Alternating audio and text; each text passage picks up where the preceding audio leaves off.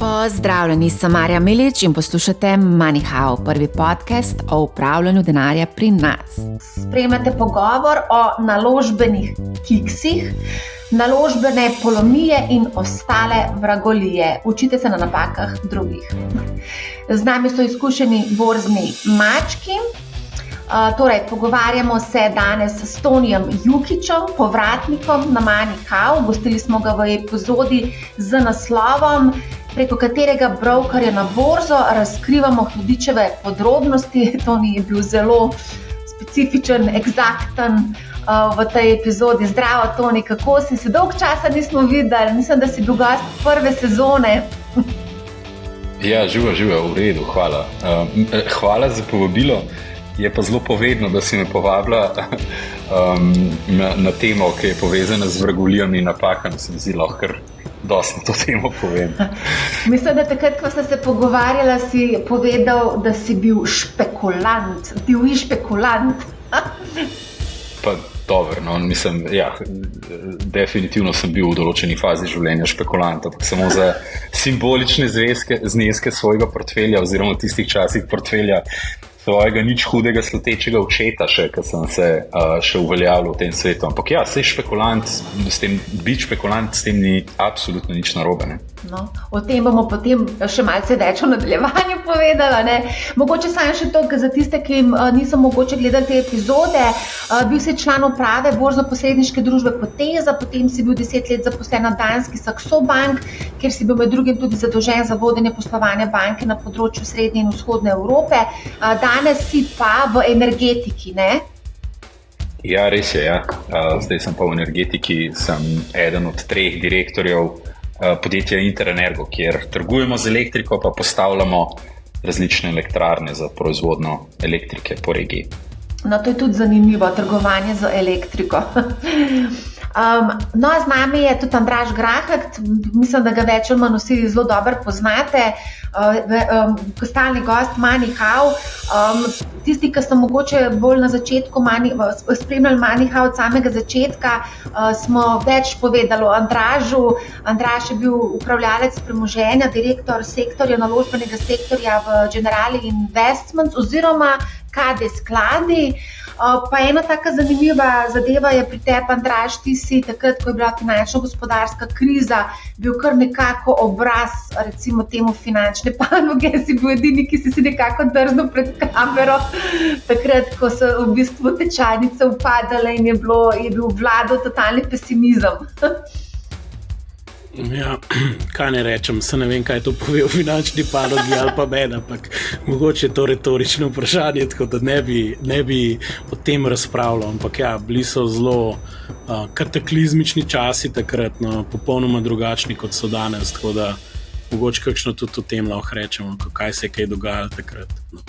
Bomo, brez skrbi, tudi o tem bomo. Matej Šimnec je tudi naš stalni gost, sicer dolgoletni analitik, več let je delal na področju, več kot 10 let si delal na področju borznega posredništva in investicijskega bančništva in upravljanja premoženja. Mislim, da sta bila celo s Tonijem sodelavca, ne? Ja, eno obdobje so da res. To je bilo na Potezi, ne? Tvoj šef je bil. Super. Takrat, ko so bila še mlada pa perspektivna. Tako je. Mladi zanimivi časi. Takrat so bili zelo zanimivi časi, potem si delal tudi na Alti Invest, potem si bil na BKS banki, kjer si bil zadolžen za pokrivanje in vrednotenje slovenskih borznih družb, pa tudi, mislim, da si M&A tudi pokrival, ne, če se prav spomnim. Ja, nekaj malega, ampak v glavnem je bilo vrednotenje borznih družb, upravljanje, zbiranje naložb, cel kup stvari.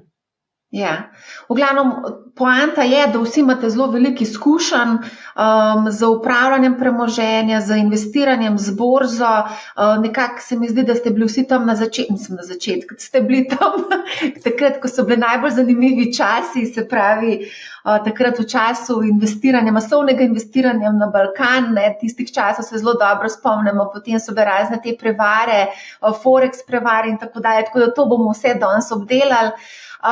Zdaj, ideja za ta podcast, v bistvu moram, če si iskreno povedati, pred časom me je v podcast InVed povabila Klara Leben, ker so se v bistvu pogovarjali o finančnih napakah. Tam je bila bolj debata v smislu, da preveč trošimo, pa premalo planiramo in tako dalje. Tukaj konkretno, ker poslušalstvo se vseeno malce razlikuje, tam prevladuje predvsem ženske, ki nekako spoznavajo ta svet. Tukaj na MoneyHow imamo pa, bom iskreno povedala, pač pretežno moško publiko, ki že imajo kar nekaj izkušenj z investiranjem, ne samo na borzi, kripto, skratka, zelo so aktivni naši poslušalci in gledalci. In seveda zanimalo me je, kakšne finančne napake oziroma naložbene napake so okusili naši poslušalci. Dobili smo pa kar precej zanimivih odzivov, izkušenj, tako da bomo danes pogledali skupaj malce njihove napake, pa malo bomo tudi analizirali, pa še kakšno bomo rekli o naših napakah. Se strinjamo? In vse tiho je bilo, tako da v redu je, hvala, adijo, zaključili smo, se hecam.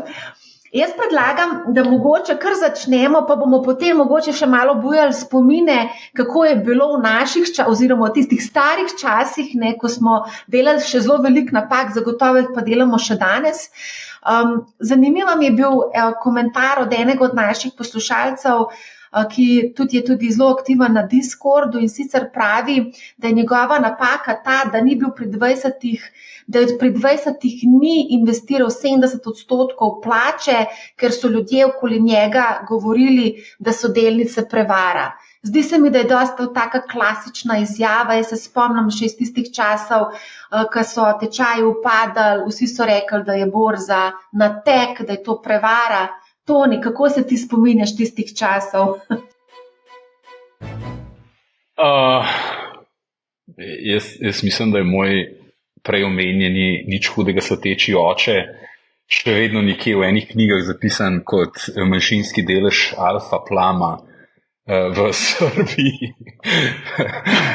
Mislim, da podjetje v resnici relativno dobro dela, ampak, oziroma da še obstoja, iskreno ne vem, ampak ker sem hotel s tem povedati, je, da moja izkušnja recimo je bila vezana na, takrat v zgodnjih fazah, pa ne v najbolj zgodnjih, ampak takrat mogoče malo kasneje, na to balkansko norijo in nenormalne rasti cen delnic tam na Balkanu, kjer si praktično karkoli si kupil, če si prav čas kupil, si neverjetne donose dosegel in seveda po stari zgodbi, kjer imaš ti nekaj asset, ki ga si želijo, likvidnost pa vprašljiva, potem v nekem trenutku, ko se trend obrne, so tudi izgube zelo hude in tiskaj kasneje prišel not vložil, pa v zelo visokih cenah je ostal praktično z zelo mali odstotki svojega začetnega vložka. Tako da jaz se tega spomnim takrat, ker sem res, takrat jaz iskreno povem, jaz nisem imel veliko svojih sredstev,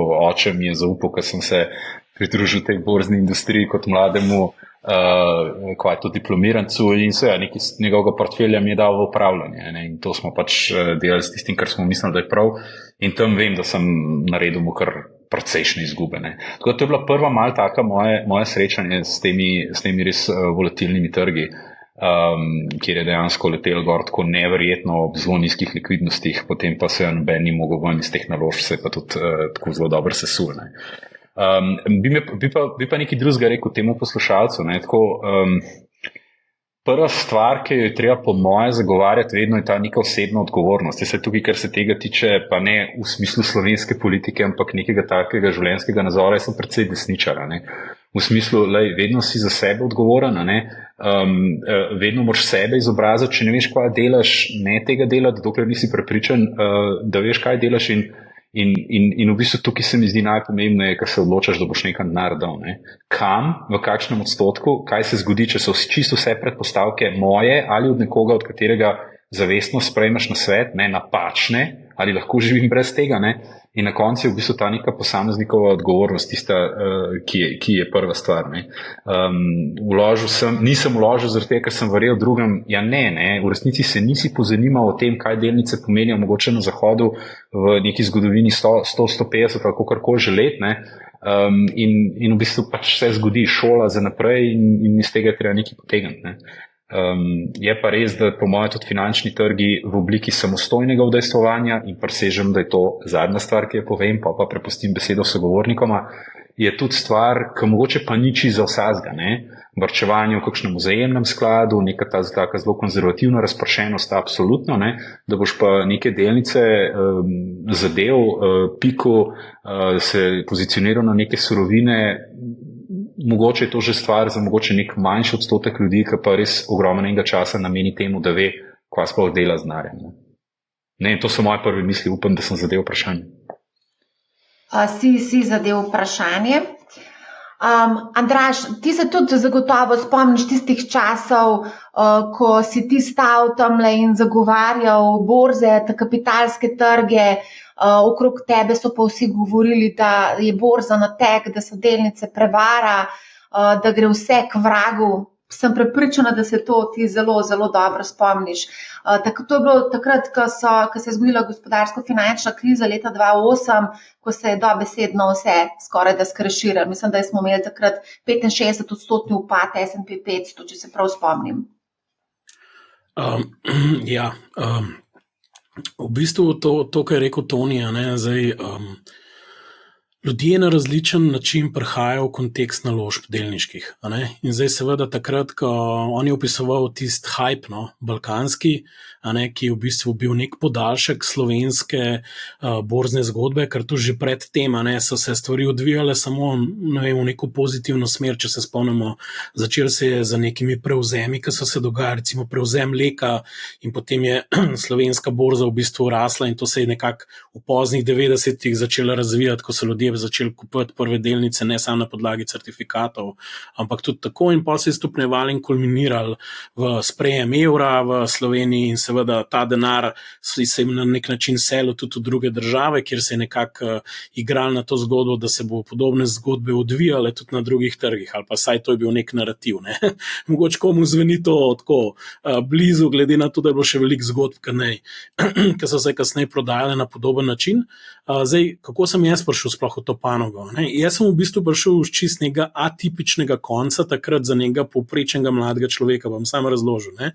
Jaz sem začel delati na KD skladih kot analitik oziroma upravljalec na ameriškem trgu, in ameriški trg je bil totalno neseksi v tistem obdobju, ker to je tako brez veze, da ste tam imeli nekaj, ne vem, to je bilo ali bilo -10 ali +20 ali -15, tako neki so bili te premiki gor pa dol v celem letu, tisti Balkan so pa, ne vem, bosanske sploh recimo delnice šibale ali pa makedonske, srpske, pač dogajalo se je, Hrvaška je bilo že tako nezanimiva, ti je bil že preveč razvit trg, neki v narekovajih, da se malo pohecam. V glavnem, in jaz sem gledal takrat svoje kolege po diagonali, dobesedno, začeli so se prvi skladi balkanski v bistvu tržiti v Sloveniji, in vem, da sem sedel takrat na KD-u, mislim, da je bilo leto 2006, kolega Žiga pa Rok, v bistvu sta na dan dobivala po 1 milijon do 2 evra, ki sta jih mogla stlačiti dobesedno na te trge.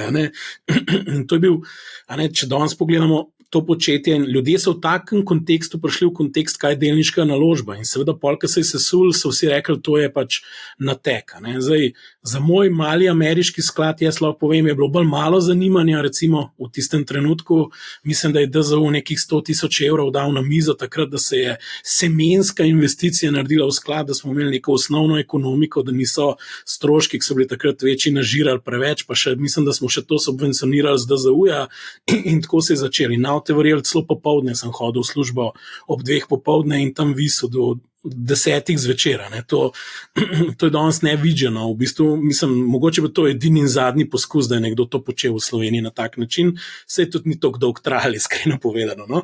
Tako da govorim, da sem bil do 10 tam, pač smo naredili une posle, kaj se jim popovdne in pa smo v 6-7 šli domov. Mi smo sam to pa moram, to me pa direktno srce. Na potezi smo postavili prvo trgovalno platformo, ki je omogočala dostope do valutnih trgov, do opcij, do CFD, do futuresov in smo imeli vsak dan kolega Nikola Malkovič, ki je še vedno eden ljudi, ki jih najbolj spoštujemo v tej naši industriji, plus še kdo, Miha pa Roman, v glavnem, čisto vsak dan do 10 zvečer, trgovalna podpora, mi smo to dali nekaj 100 ljudem, da so tradali delnice in ko je bilo vprašanje, ko so prišli kakšne novice, ko se je market premaknil do 3, tako da smo imeli kar neki let vsak dan, mislim, da smo takrat kombinirali pa tudi že z delom od doma, si moraš misliti, koliko smo bili pred svojim časom, tako da niste bili tam edini, ki ste do 10 delali. Ne, sej delač od tega, govorimo o našem DZU-ju, da nav pomota, jaz ne vem, kdo je še visel, pa kdo je od doma, ne vem, prek kakšnega brokerja to tradal, pa gor dol, ampak pravim, da seveda tam je bilo drugače, vi ste rabili podporo za stranke in bilo skozi treba skrbeti, da kaj ne pade dol s tirnic, po domač povedan, ampak tako se začela, ampak hotel sem to, ta kontrast sem hotel pokazati, recimo, dajmo reči, neke vrste S&P 500 trg, S&P 500 trg proti lokalnem trgu, ki je noč pa dan, likvidnost je noč pa dan in zdaj ljudje percepirajo eno in drugo kot enako delniško naložbo. Na nek način, to so delnice, kjer zdaj izberemo, da bomo zaslužili denar. In tako je takrat bilo in večina je zaradi donosov takrat, ko je prišla, rekla, zakaj bi jaz se zajebal z Ameriko, da bom 5% naredil, ali pa 6, ali pa 10, ali pa ne vem, če v ful noro leto 15, pač dajmo iti na Balkan, se vidimo, kaj je zgodilo, pa še vsi so okrog govorili, to se je ponovil, pač veliko je bilo tega, kot temu rekel, mrežnih učinkov, pa komunikacij, pa zgodb, pa gor dol. V glavnem, kar se je meni zgodilo, nikoli nisem v tem obdobju se dotikal ne balkanskih delnic, niti nisem imel točk skladov, niti nisem na tem trgu delal, sem pa kasneje, mislim, da leta 2008 prevzel mesto direktorja in sem iskreno povedano pucal stvari iz teh skladov ven, da smo jih spravili na točko, kjer je bil portfelj spet kolikor toliko normalno postavljen, da smo lahko govorili, da imamo neke relativno zdrave firme noter. Tako da v bistvu te ekscese sem jaz na lastni koži okusil, ker morate razumeti, ko ste imeli 1,2 milijona evrov noter in pač je bilo pomankanje delnic, določene pozicije, ki jih ta balkanski sklad imel, so bile tudi 10-15% nekih firm lastništva. In zdaj, what do you do with it? Tako da, ampak zdaj, zelo pomembna stvar, delnice kot delnice niso na tek, dajmo to mogoče jasno povedati. Dejstvo, da čeprav izbirate, investirate v neka zdrava, čudovita podjetja, ali kako je že rekel Charlie Munger, zdaj tudi pokojni, boste težko na dolgi rok v bistvu nek natek doživeli. Oziroma bilo res nekaj nenavadnega, da se to zgodi. Mogel nek sistemski resen problem biti, pa cel kapitalski trg bi mogel na nek način izumreti, da se tako izrazim. Seveda dolgi rok pomeni ne 5 let, ampak pač dajmo reči 10 let ali več varčujemo za pokojnino. Seveda na manjših trgih, morate se pa zavedati, kaj je blue chip v narekovajih na manjšem trgu. Zdaj na enem srbskem trgu je bil takrat blue chip mogoče AIK banka, recimo, sam pač govorim, to je zasebna banka od gospoda Kostiča, zdaj je večinski lastnik. Tako da je čist drug kontekst, kot če repimo blue chip na razvitem trgu, ko govorimo, ne vem, o Apple ali Microsoftu danes je Microsoft, mislim, da spet na vrhu po tržni kapitalizaciji. In to se je treba zavedati. In ljudje tega niso gledali takrat tako, pač gledali so, takrat je bil res greed is good, ta naš lokalen na nek način v igri, tak specialen balkanski. Sej ta specialen balkanski grid je še zmer tukaj, nikamor ni šel, še zmer smo gridi, še zmer hočemo zelo na hitro zaslužiti. Matej, kako se pa ti spomniš tistih časov pa teh kiksov, ki smo jih delali, takrat kot analitik si verjetno dobil zelo veliko vprašanj, v katero balkansko delnico se splača investirati. Takrat vem, da je bil to nek šov na neki televiziji, investiranje z Brankom. Mislim, da je bil Branko, ki je imel svojo oddajo. TV Paprika, lepo prosim. TV Paprika, se pravičujem. Ja. Branko Železnik je imel svojo oddajo, ja. In ga tudi lepo pozdravljamo. Jaz sem bolj na koncu prišel. Jaz sem prišel, to se pravi, avgusta 2007. Takrat se je že malo vse skupaj umirjalo, Zahod se je v bistvu na vrhu. No. To je bil vrh. Bi pa mogoče dodal, da je borza na tek, sicer ne vem, katera generacija je ta mislim, vprašanje, zastavljeno s kere generacije, ampak vse skupaj v Sloveniji malo tudi izhaja iz nerazvitosti samih finančnih trgov. Se vemo, kako so se certifikati delili in tudi dejansko strokovna javnost so bili določena mnenja, da so certifikati nič vreden papir. Tako da že od tam se nekako začela ta že malo fama, da tisti, ki niso imeli znanja oziroma se takrat tudi ni bilo toliko dostopa do vseh informacij, se je začel oblikovati mnenje, da borza pač je natekane, prodajmo ta certifikat in potem se je začel še s tajkuni in z vsemi temi zgodbami in več kot je teh zlorab na trgu, bolj je ta zaupanje v finančni sektor pada in v samo borzo. Vse podobno se dogaja tudi na Zahodu, v manjši meri, ampak vseeno smo videli, ne vem, recimo, da je bilo 10-15 let nazaj so bile razna kitajska podjetja, ki so bile samo lupine na ameriški borzi in so jih ljudje kupovali in izgubili precej denarja. Tudi Slovenci so prek brokerjev kupovali ta podjetja in med njimi so bili tudi znani vlagatelji, prekaljeni mački iz ameriških trgov, ki so vlagali v ta podjetja in izgubili, ker so bili pač enostavno nategnjeni. In več kot je tega, in na drugi strani tudi ta trend, da je easy money, da gre stvar samo gor, da se ni treba izobraževati, to je v bistvu potuha lenobi, v takih obdobjih se noben ne izobražuje, noben kazalcev ne gleda, noben ne gleda poslovanja, vzameš denar, ga nakažeš na borzo in boš zaslužil, in iz tega potem izhaja ves ta nezaupanje, oziroma ne more niti biti drugače, pa ko zadeve enkrat začnejo padati in nimaš odgovora in ne veš, kaj narediti, ker v bistvu nisi vedel že niti na začetku, zakaj si prišel na ta trg. Mogoče medklic za vse tiste, ki jih ta kitajska zgodba zanima, YouTube ali pa kakšna streaming platforma, The China Hustle, se mi zdi, je dokumentarc, ki opisuje vse te, dvojnost, teh kitajskih in kako so strukturirali, kako so šli na trg, ko so imeli dvojne bilance, ene za kitajske oblasti, ene za ameriški trg, kaj so revizori delali, mislim, vse živo se tam dogaja. Sej bom iskreno povedal, če bi resno revidiral kakšne bilance takrat dol na Balkanu, verjetno ni bilo dosti delati stran od realnosti, da so imeli malo dvojne številke, malo za da borzo.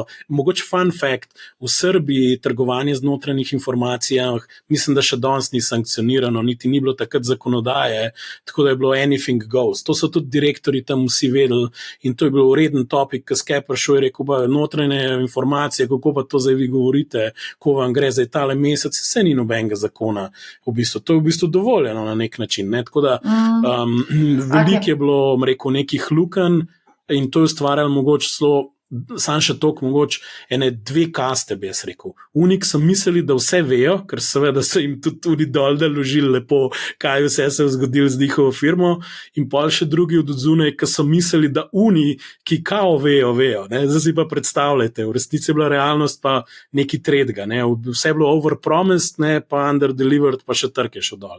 Tako neki tak. A ni zanimivo, da so vsaj to Američani po Srbih prevzeli. Če pogledaš kongresnike, tam tudi se da vse na podlagi notranjih informacij potrebati. Imajo posebno kasto, ki lahko dela vse žive poslice, iskreno povedano. Tako da, veš kaj, zdaj sem se spomnila, to, kar je omenjal Matej, certifikate. Spomnim se zgodbe iz tistega obdobja, ko sem raziskovala albanski certifikati, ki so bili pa dejansko res nič vreden papir. Folk se je grel s tem papirjem, vrgli so v peš, zato da so kurili ta papir. Tega je bilo ful velik, ampak pol je prišlo kar nekaj do nas, da je to ful nekaj, da se da ful dobro zaslužiti s temi albanskimi certifikati.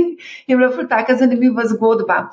A gremo lahko samo na neko zadevo, tole se mi zdi, da je ful pomemben, Toni.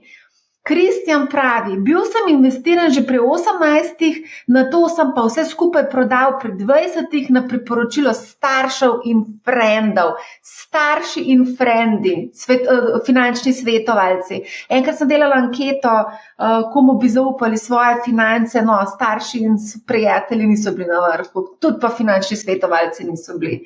Ne vem, kdo je bil, ne spomnim se. Sam sebe bi verjel najbolj. Dve stvari mi tukaj padeta na pamet. Ne?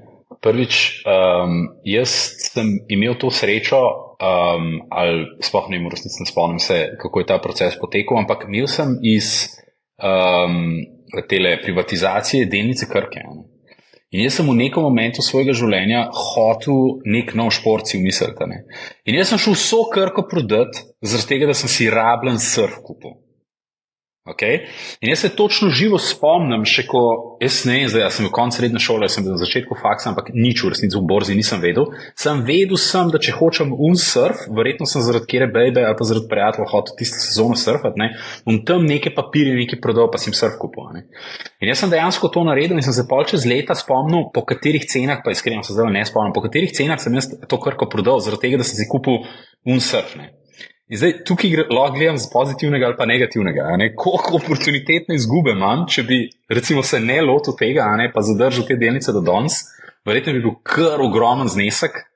In druga stvar je, 10 let sem surfal, pa sem 10 let kajtu in vsako fucking sezono sem se veselil tega in še vedno se veselim, ker grem kajtati. Ne? Tako da neki sem vseeno od tega imel mogoče še več kot denar, ker pač denar je denar. Tako da to je prva malo šaljiva zgodba. Nisi edini, na tebe so vplivali mogoče starši, Kristjan, na mene pa družba, da gremo surfati, prodaj delnice. Nekaj drugega bi rekel, to je pa ta druga stvar. Ne?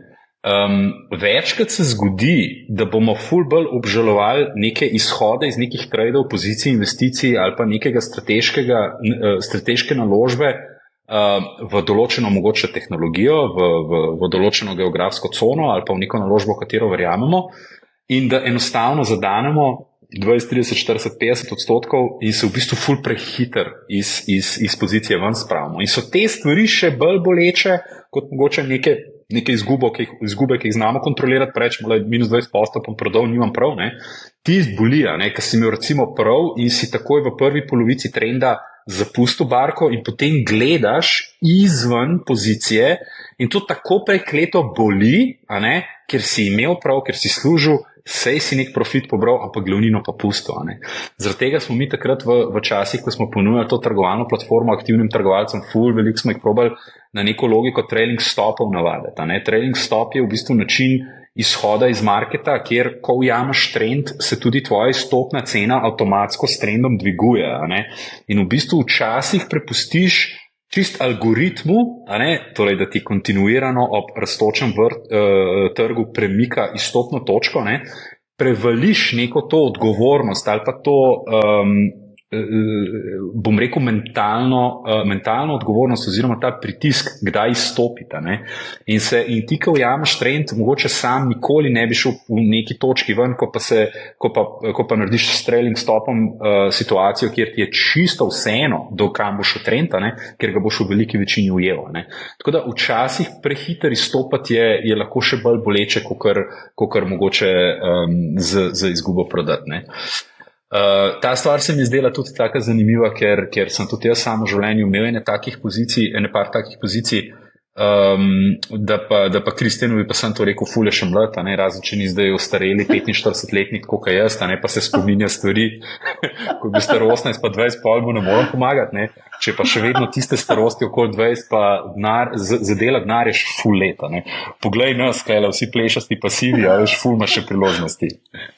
Bi pa definitivno se strinjal, da princip izstopanja iz naložb prepustiš komu drugemu ali čemu drugemu, ne pa prijateljem pa staršem.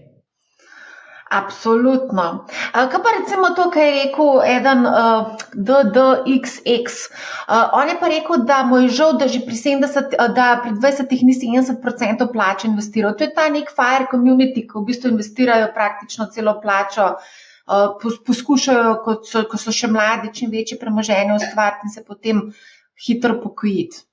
Kaj si mislimo o tem, da ti investiraš praktično 70% plače? Jaz mislim, da s tem ni nobenega problema v predpostavki, da tisti preostanek razpoložljivega dohodka lahko pač normalno funkcioniraš in živiš. Ne? Verjetno se ni treba glihči z vsemu odreči.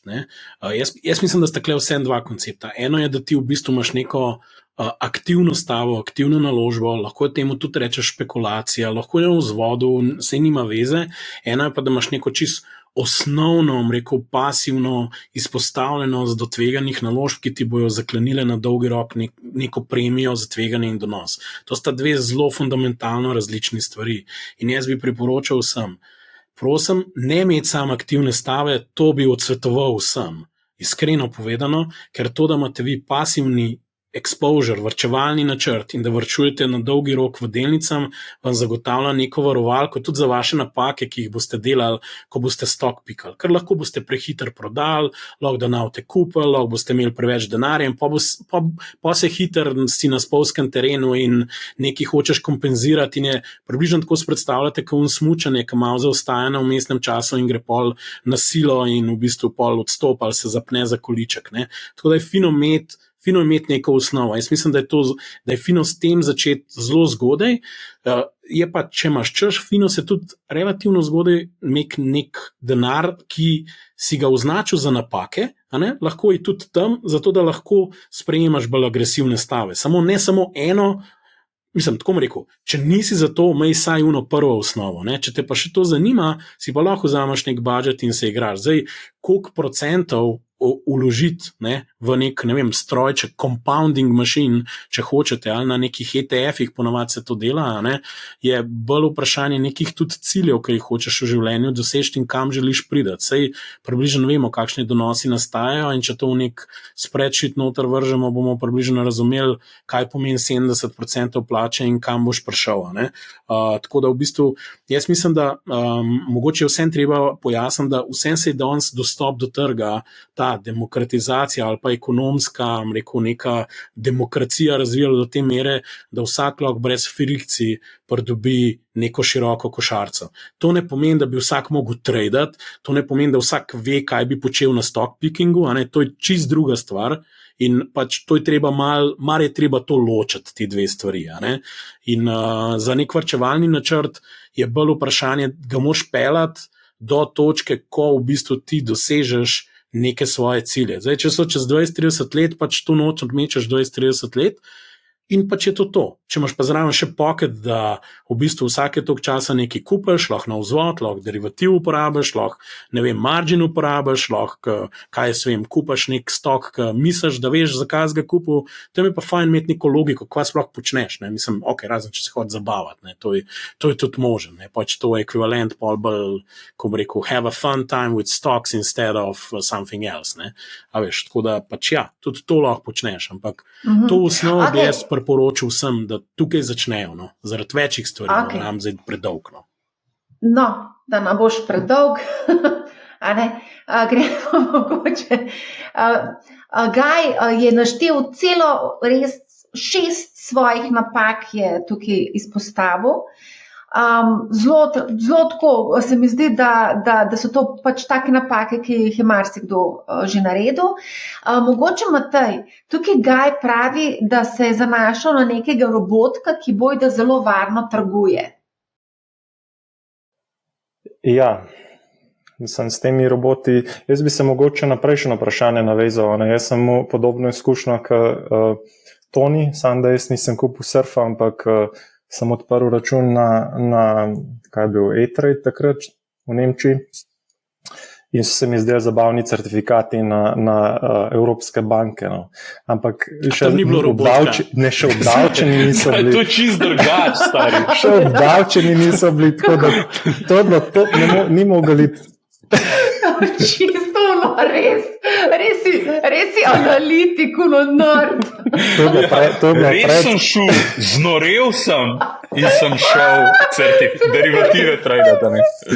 Ja, no, ni se končal najboljši, ampak kar hočem povedati, je, da v bistvu je najboljše te napake na začetku delati. Tako, kar je Andraž rekel, nujno ločati na dva dela račun, to se pravi, da imaš na enemu nekaj zaigrati, na drugemu pač res za resne stvari, ki se jih ne smeš dotikati, ampak je pa boljš na začetku delati napake, ko si mlad, kot pa kasneje, zaradi tega, ker so finančni vložki kasneje bistveno višji in je pač, če se šele takrat učiš na praksi, mislim, so zadeve bistveno bolj boleče.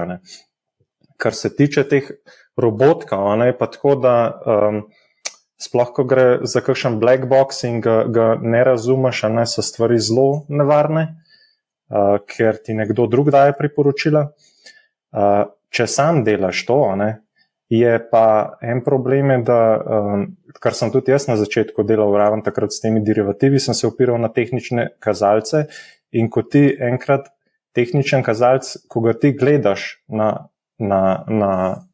oko, mislim, po občutku vizualno, se ti zdi, da zadeva deluje, če pa stvar res matematično narediš, tako kot mora biti, kakšen zamik imaš ti pri odločitvi in tako naprej, je pa večina tehničnih kazalcev večino časa pač problematičnih oziroma zelo težko delaš konstantno dobre trade.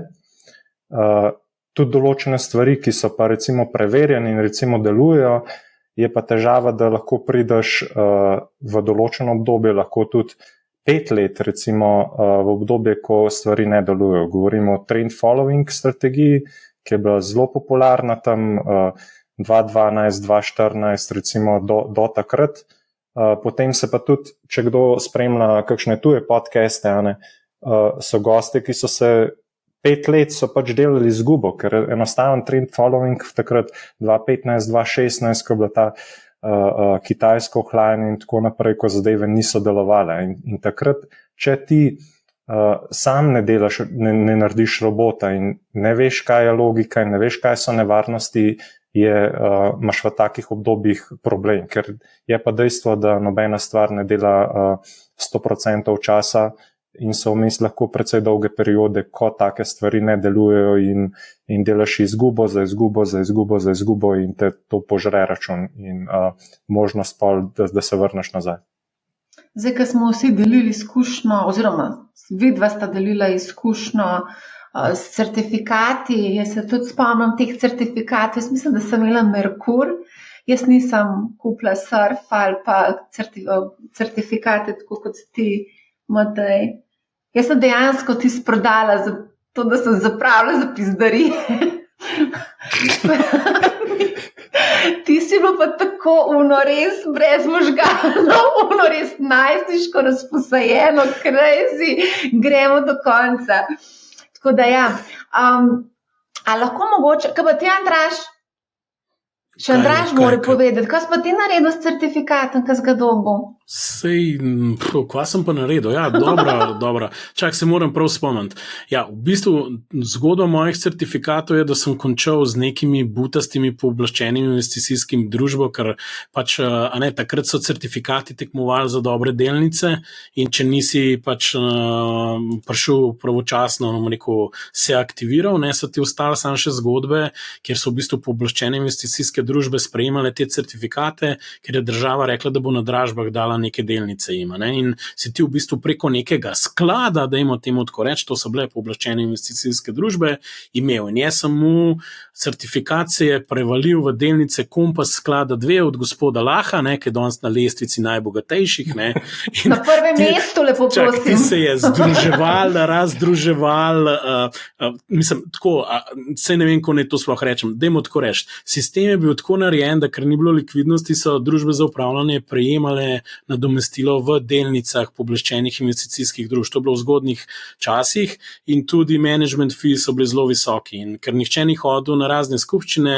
so pač ljudje, ki so to upravljali, beri pač, ne vem, družbe okrog, pač, ne vem, kdo že, ko se je družba imenovala, ki je upravljala Kompas sklad 2, res se ne spomnim.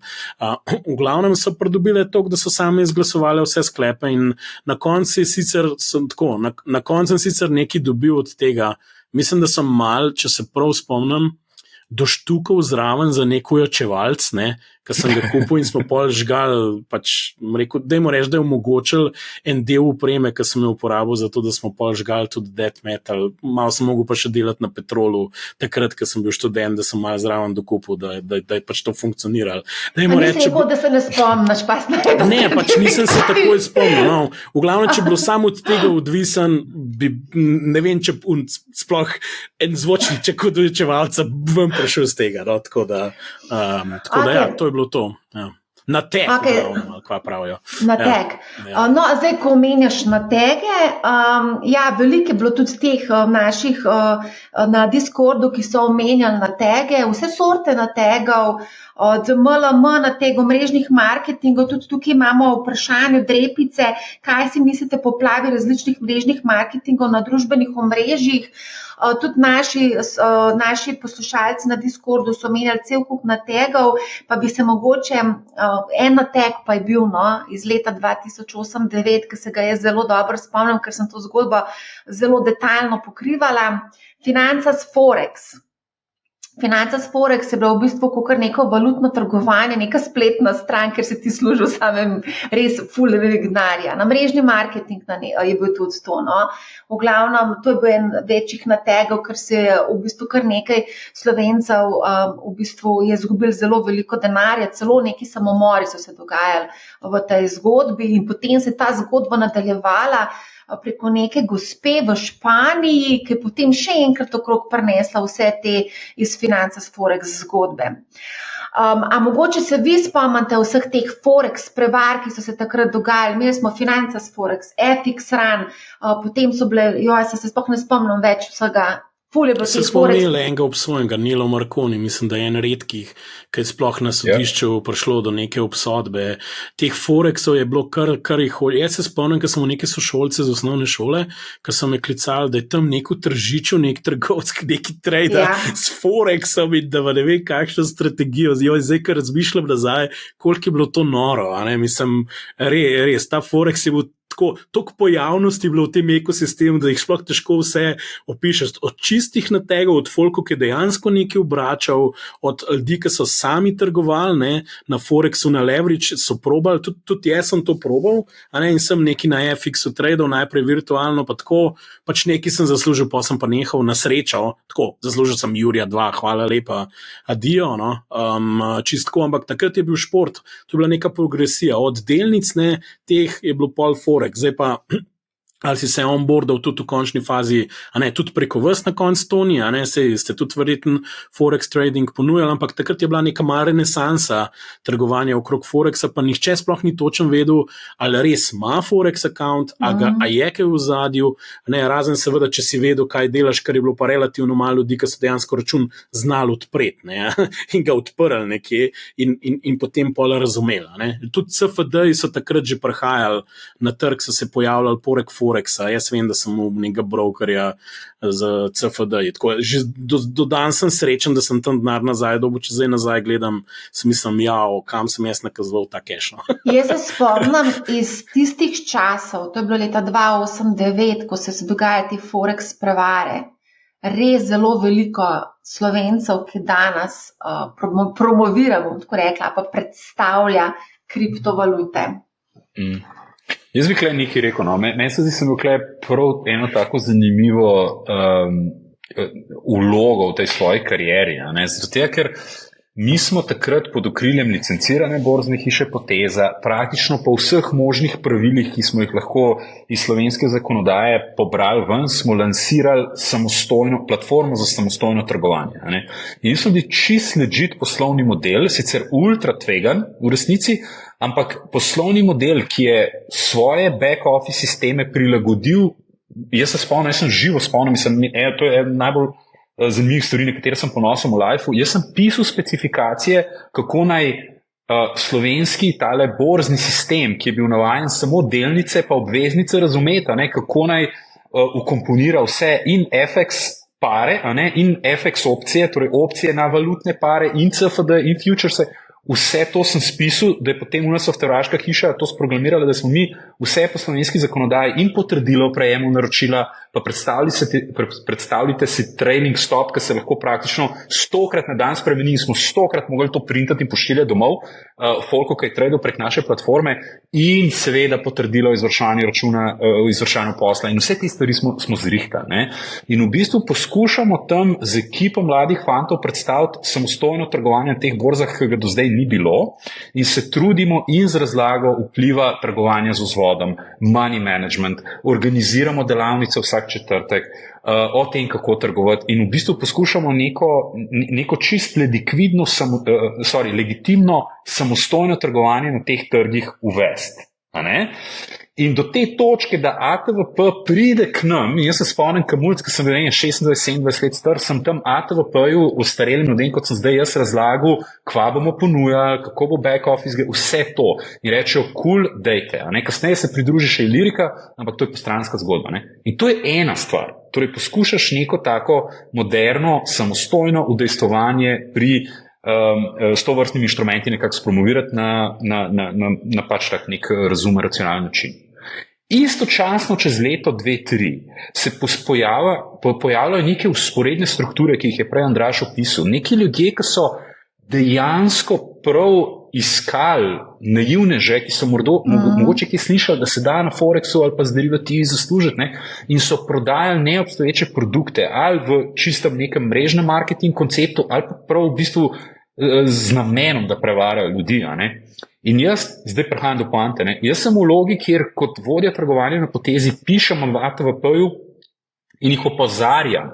Verjetno bi se to še kje v kakšnih arhivih najdel. Dejte biti pozorni na te scheme. Zakaj mene bratranc, plis Robi, ne mi zameriti, ampak zakaj mene bratranc iz Planine pri Šentvidu, pri Sevnici, pri Šentjurju, pri Celju, kliče, da je tam nekdo hotel okoli in ima ful dobro Forex priložnost, zakaj na tem. Vedno se nekje ta ruralna območja upeljevalo, zakaj oni vsi služijo, dajte še vi, ne vem kaj, in se je mogoče ljudi, ki se niso ukvarjali s tem, malo bolj intenzivno novačili v te razne scheme. In torej, na ATVP pišem, lejte, kleni, ki ponujamo legitimno Forex trg, pizda je največji trg na svetu, kle se pa potem to prepakira v neke sanje, kjer bojo ljudje itak samo pač izgubili ta denar. In to se je tako ful nekaj dva vzporedna svetoba, tukaj okoli te besede Forex nekako pojavljala, da sem jaz se spomnim, kako sem bil zafrustriran okoli tega. Zdaj pa še torti, češnica na torto. Da ne bi bilo hujše situacije, se pa meni v moji takrat še oženjeni družini zgodi situacija, kjer mi nekdo prvič, ko me je spoznal, ne bi bil preveč oseben, ampak pač nekdo, ki se je preko moje takrat pol bodoče žene pojavil v mojem življenju, me vprašajo, kaj pa počnete, da mislite, da lahko hčerko odpeljete. In v glavnem sem imel v družinah primere, pridruženih družinah, kjer so točno v teh schemah ljudje izgubili zneske, ki niso zneski za navaden avto, ampak znatno višji. In sem rekel, dajte vas prosim, lejte, jaz sem človek, ki pozna nekaj na to temo, pišem ATVP-ju, vem, kakšne so to stvari, dajte prosim ne. Ampak je bil odgovor, da so se zvezde poravnale. Pa ni bil to odgovor, še dosti bolj bizaren je bil, da so se zvezde poravnale za to naložbo. Tako res absurd, res nisem mogel verjeti. In samo mesec kasneje je teh predvsej veliko sredstev izpohtelo. Hočem reči, da čisto vsi smo ljudje, čisto vsi smo nekako renljivi in če nam bo nekdo dosti prepričljivo obljubil neke lahkotne zaslužke, bomo skočili na to. In to je tisto, zdaj bom pa prvo temo, pa to zadnjo povezal, kar mene najbolj moti v celotni zgodbi. Kdorkoli nekako ve, da sem se vsaj v preteklosti bolj aktivno s tem svetom ukvarjal, vedno, ko pride do mene, kje se da kje zaslužiti? Daj vprašaj me, kje se boš izobraževal? Daj vprašaj me, kje boš poštudiral, kva so neke logike vlaganja pa menedžiranja svojega portfelja. Sam naj se ti veš, kje se da zaslužiti. Daj kup shitcoin številka 6, vrš kocko ali pa 5 v kazino, pa bomo videli, kako bo. Ful se mi zdi, da smo Slovenci nagnjeni k tem neki easy rešitvam, ko pride do finančnega sveta. Nekdo drug mi bo rešil problema. Kva je zdaj za kupiti? Kva je zdaj za prebrati? Tako da vsi mi smo nekako zelo smo občutljivi na te neke rešitve, ki so mogoče prehitre. Tudi jaz sem pokleknil na njih, ne? Tudi jaz sem našim upravljalcem premoženja, ki sem sam prej do Forex zmešan, ker sem mislil, da bom outsmartil market, pa so rekli, stari, tako ne boš, pa sem rekel, dej, kva ti veš, ne? In valjda sem mogel 3-krat spucati portfelj do te točke, da me je res streznal, da sem pa rekel, if you can't beat them, join them, in sem šel na firmo, ki je providala te storitve, da sem se sploh naučil celostnega aspekta industrije in zaslužil čist drugje, tisto, kar sem tam zgubil, pa še nekaj čez, ne, ampak pizda šola vsaka ful stane. Ja, to imaš prav, ja. Zelo veliko je teh vprašanj danes, da mi povej mi, kje bom denar zaslužil, kako bom hiter denar zaslužil. Je pa res, da potem, ko se opečemo, ima pa tukaj tudi gajem eno poanto, verjetno, ko se je opekel po Financah Forexu, ker tam se je zelo veliko Slovencev opekel, je pa sledila druga zadeva, neaktivnost pri investiranju na naslednje desetletje po dogodivščini iz prve točke, evo točno iz Financah Forexa. Se pravi, tam smo se opekli, to je vse na tek in ne gremo več na borzo. To je kar pogosta praksa in to se danes otroci v bistvu učijo od svojih staršev, ker starši so se opekli zgodbo KBM z Balkanom in ne vem, s katero zgodbo še, in svoje otroke učijo, da je borza na tek. To dostikrat slišim od mladih. Čeprav mladi se zdaj že malo samosvajajo, pa mogoče tudi malo svojo glavo razmišljajo. Matej, bi ti mogoče povedal, kako ti gledaš na to neaktivnost potem pri investiranju, ko se opečemo? To je tudi ta zgodba, te oportunitetne izgube, to se pravi, da se čaka z denarjem na ta prav trenutek. Pač ta pravega trenutka itak vemo, da ni, oziroma ga nikoli ne bomo zadeli in mislim, zmer lahko najdeš razlog, zakaj ne biti na trgu. Tako da je boljš, da si vedno in saj z enim deležem stalno na trgu, in se pač ne obremenjuješ z raznimi teorijami zarote in tako naprej. Tako da pač mora priti do tega dojemanja, da enostaven en del vedno namenjamo splošnemu trgu in pač verjamemo, da bo ekonomija šla to pot. Vmes jasno bodo padci, ampak takrat pač se pojavijo zmer priložnosti, da potem investiramo še tisto, kar pač čaka ob strani. Kar se teh shem tiče, je pa tako, da dejansko lahko vedno gledamo to tudi skozi nek risk management. To so stvari, kjer je izjemno velika verjetnost, da mi izgubimo in v skladu s tem pač lahko namenjamo temu primerno tudi vložke. Problem je, da ljudje namenjajo za razne shitcoine in podobne stvari visoke zneske, čeprav so izgube lahko izjemno visoke. Tako da tudi, če gledamo skozi oči risk managementa, lahko, mislim, nobene prav, da skozi piramido ne moramo zaslužiti. Se na koncu ne vemo, na kateri fazi mi vstopamo, kdaj se bo znesek nazaj vračal, ampak pač take stvari, to je pač roleta, to je igranje na srečo in se zato pač nek drobiš investira in to je to. Ja, Andraž, a boš ti še mogoče kaj tlele dodal, mogoče malo bolj tega z psihološkega vidika, kako v bistvu premagati strah pred izgubami, potem ko smo mogoče se opekali na borzi? Mi smo se v bistvu takrat, ko sem jaz tudi prevzel upravljanje premoženja na KD skladih, izjemno veliko ukvarjali z obstoječimi vlagatelji v vzajemnih skladih. Mnogi so imeli zraven tudi balkanske delnice, tako ali po balkanskem skladu. Mnogi so imeli tudi razne druge produkte, ki niso bili najboljši za njih. In smo v bistvu nekako se ukvarjali, ker je začel dol leteti s to psihologijo. Ne izstopati zdaj ven in prekiniti zgodbe, sploh če smo neko zdravo osnovo. Torej, o čem zdaj govorimo? Sploh ne o tem, da sem bil nategnen. Že tisti, ki so imeli, ne vem, zaradi mene ameriški vzajemni sklad, so želeli takrat iti ven. In takrat smo razlagali učinke, če greš ti ven, ali pa si v preteklosti v podobnih dogodkih šel ven in se šele kasneje vrnil nazaj, versus, torej v primerjavi z nekom, ki je vztrajal pa samo pustil, ali pa v primerjavi z nekom, ki je nadaljeval z varčevanjem, kaj je vam prišlo. In začeli smo pa tako, iskreno povedano, da smo šli okrog, hudi intelektualci ali pa optimisti, in na začetku smo se soočali v dvorano, ki je bilo 20 ljudi, od katerih je 19 se drali, da je to natek in kaj vi tukaj le pridigate. Ne? In potem smo počasi začeli in potem se je malo začeli izboljševati. Ne? Ampak na eni točki, ko se to zgodi, zdaj spet je odvisno od konteksta. Zdaj, če mene en nategnil, sem bil pohlepan, bom ponavadi tih in niti nam prav preveč okrog šel in ne vem, koga vse obtoževal. Tako, če sam vem, da sem šel predaleč, malo je tudi tle, ne?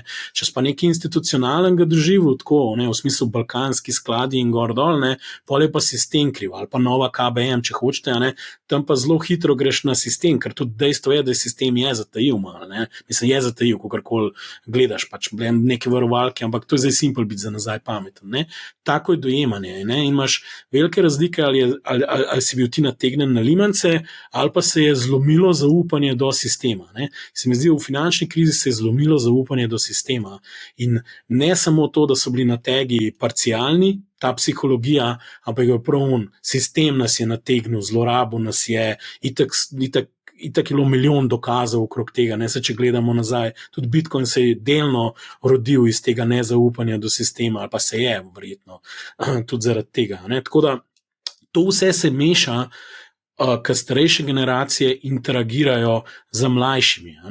In zdaj je dobro vprašanje psihologije, kako gledaš naprej. Ampak tudi če zdaj gremo nazaj, če bi ti ustal v eni strategiji varčevanja v S&P-ju, tudi če rekel nazaj, sistem je takrat nategnil ljudi, ampak ta inštrument je preživel test časa. Pač prilagodil se je, gnile firme so šle ven, nove so prišle noter in ti si v bistvu živ prišel ven.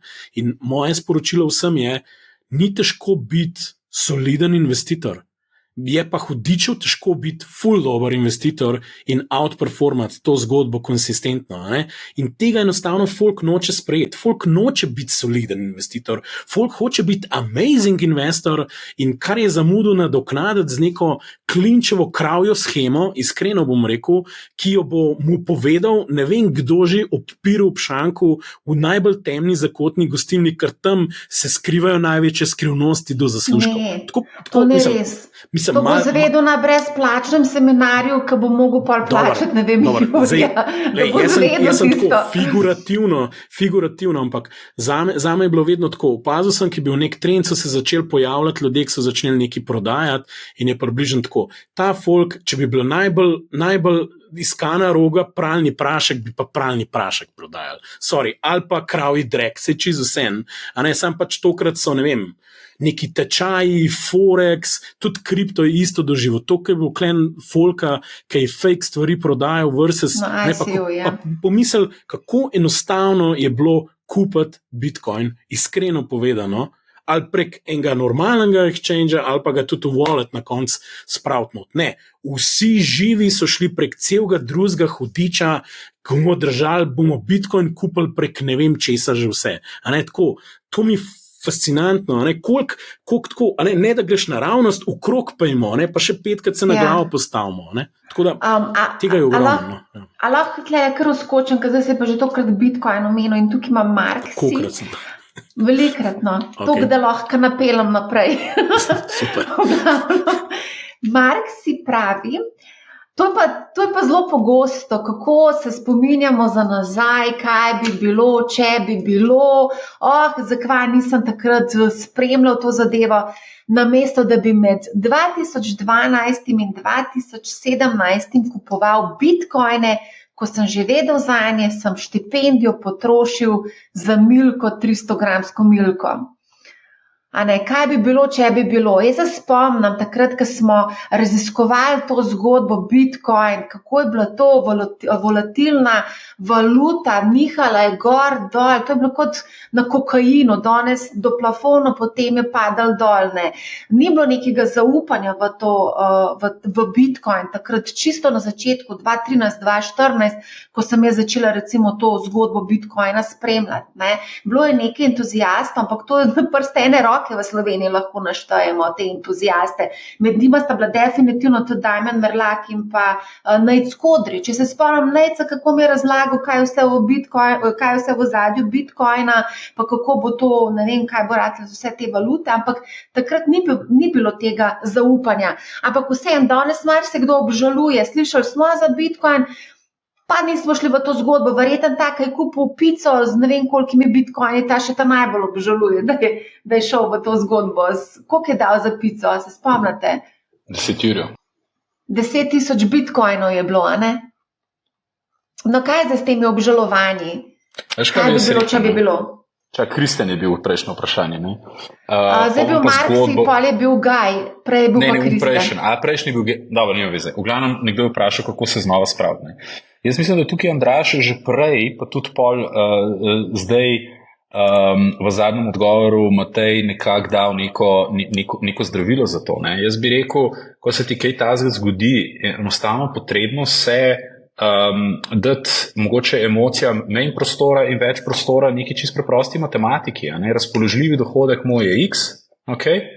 X ali pa Y odstotkov od tega bom vedno dajal za to in to obliko varčevanja, z odstotkov od tega razpoložljivega bom dal nekam drugam in z K delom se bom igral, čist brez slabe vesti bom poslušal, ne vem, Petra v gostilni. In v bistvu si naredi nek plan, kjer si ti na ta način dolgoročno udeležen pri tem, da postopoma pač varčuješ. V nekem malem delu, če imaš to željo, da se igraš, se igrajo.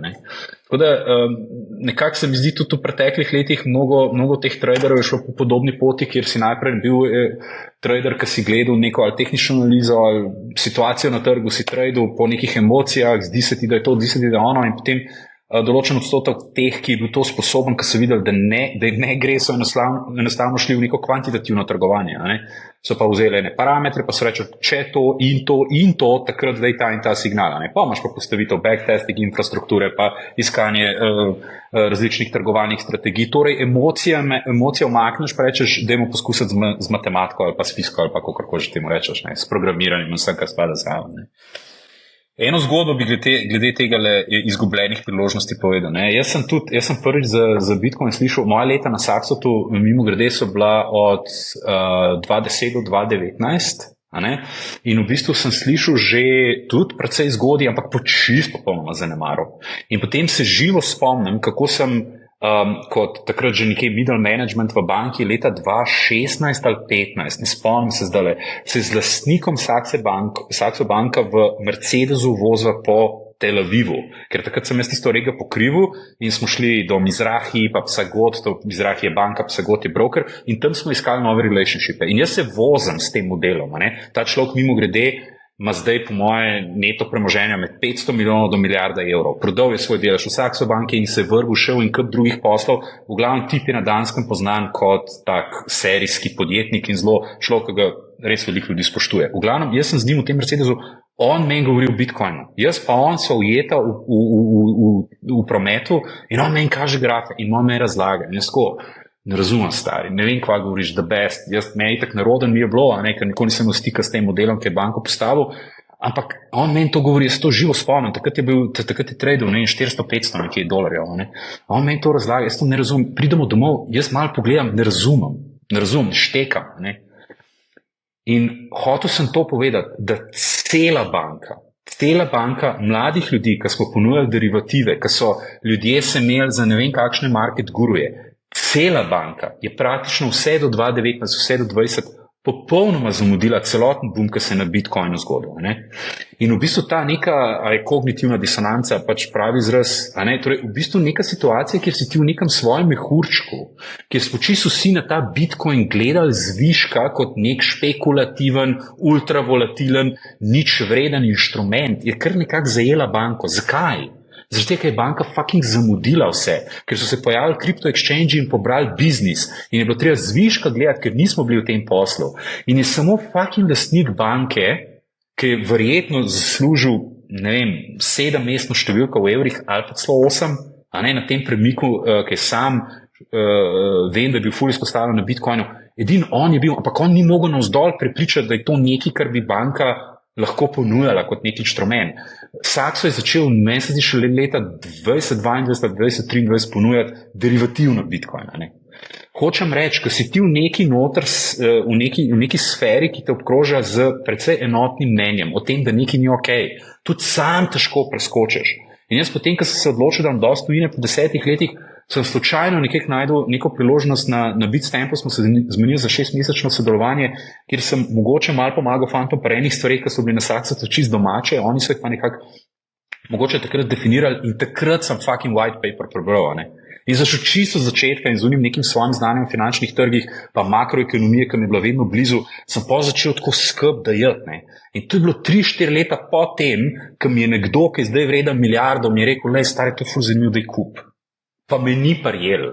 Dokler nisem sam se znajdel v neki sredini, ki sem jo spoštoval in hotel biti adekvatni sogovornik in zažel white paper brati, ne. Od takrat, seveda, sem bil tudi na tvojem podcastu, sem o Bitcoinu malo spremenil mnenje, ampak zanimivo je, kako ti te stvari grejo mimo. Pa smo bili kao moderna investicijska banka, ki ponujala te produkte, pa smo vsi zviška gledali na to.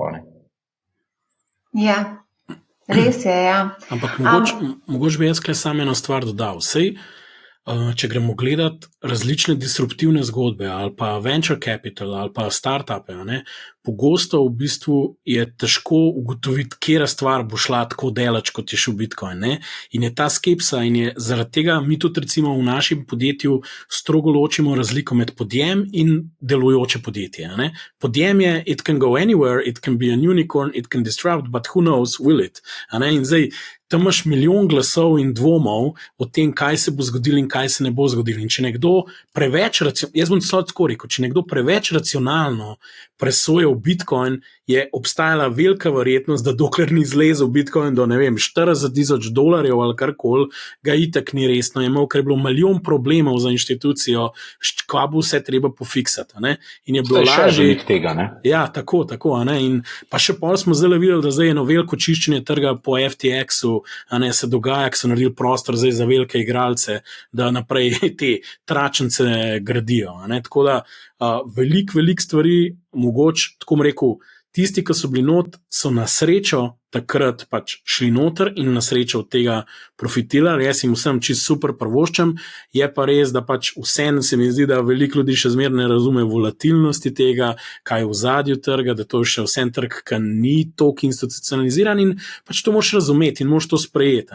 Ampak bolj simpel je govoriti, kupite kaj tok, pa to se je zgodilo, pa vse živimo naprej in pa smo spet na unmu nivoju, kaj en neki prodaja. In bolj je težava, da ljudje doskrat lovijo lasten rep, ki zraste in jih pač ubrijajo, čisto po domač povedano. Tako da še najboljše skozi prišel kaj držal, je hodlal in je čim manj poslušal levo, desno in kupil real stuff. Če karkoli je bila lekcija, je to, če držiš inštrument, imej direktno fizično posest inštrumenta, če se le da in imej to na varnem mestu.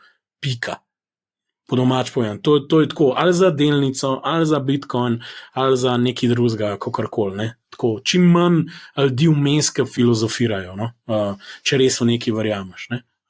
Pa tle se je tudi izkazalo, tudi če si mehno stavo naredil, par procentov v to v končni fazi, polk se je to seštel, ti donosi je itak to ratal bigger than your portfolio, 100,000 times.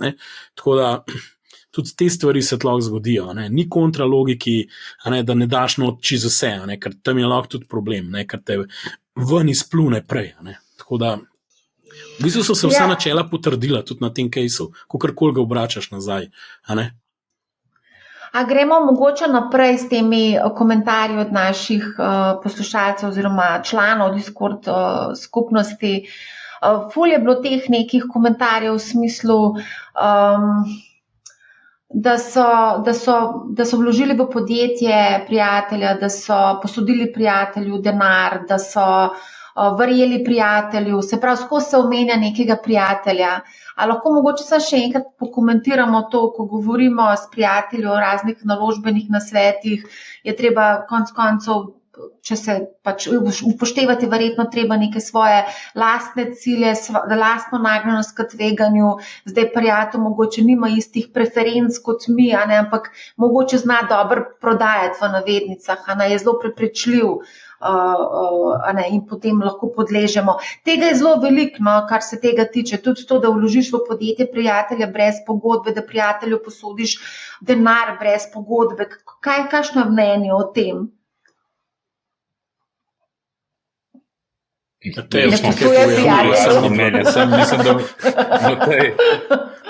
še ti malo kaj povem.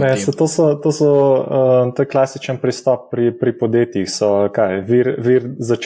Začetni vir kapitala so 3 FA, niso Family, Friends and Fools. Ja. Tako da, mislim, zelo težko je Če kdo hoče to razumeti, ne sitkom samo bedaki in konji pogleda, pa v razumu. Kaj je to? Skozi neki hondlata, pa nečima ne rata, pa skozi dar pokurta, pa neki novega se spomnita in neki nabavta, zdaj pa bo. To je približno tako, no. Mislim, nažalost. Ampak hočem povedati to, še zmeraj podležemo raznim tem priporočilom, ki smo jo slišali. Konec koncev lahko tudi danes se mi tukaj pogovarjamo o neki konkretni delnici, pa bo verjetno določen procent to delnico kupali. Potem recimo greš nekam, ne vem, mi razlagajo, da hodijo v gostilno in slišijo. A lahko sam en citat od enega tvojega gosta, Jima Rogersa, ne sprejemate nobenih vročih namigov, ne od mene, od nobenega, puste to primir, pa se pa malo pohecal, razen če prihajajo od Marije. Mislim, da to sem si zapomnil. To je bil hec. Ja, exactly. In pač to je približno isto. No, če ne veš, kaj delaš, pust primir. Vem, ampak še zmer pod črto marsikdo. Lahko pogledaš, kaj ti prav, ne me narobe razumeti, ampak pač ne zdaj to vzeti suho za gotovo. No. Tudi konec koncev v našem temu community, pa ne samo našemu na Discordu, tudi kjerkoli druge se ljudje med seboj pogovarjajo o raznih naložbenih priložnosti. Konec koncev nas tudi tukaj sprašujejo konkretno za neke komentar, za nekih naložbenih naložb. Jaz imam tukaj ful veliko razliko. Ne? Eno je, da ti prosto debatiraš o različnih naložbenih priložnostih. Ne? Recimo jaz, ko sem se po 10 letih vrnil v Slovenijo, pa je pol glih se COVID pojavil, ne, in sem sedel doma in sem srečal enkrat v Ljubljani enega modela starega prijatelja iz faksa, ki vem, da je zdaj na zelo odgovorni poziciji v enem od slovenskih finančnih institucij. Jaz nazaj, stari, kvaj, zdaj gremo na kavo, ne. In tako kava se ni zgodila, ne. In sem jaz razmišljal, fakt, zdaj, kaj COVID se nekaj zadelati, kaj če bi par fantov zbobnil v eno tako neformalno grupo, da se enkrat na nekaj časa malo pomenimo o financah, ne. In pač debatiramo, ne. In imamo neko WhatsApp grupo, včasih gremo kaj požrt, včasih gremo ste fajn dobro metne in debatiramo pač, ne.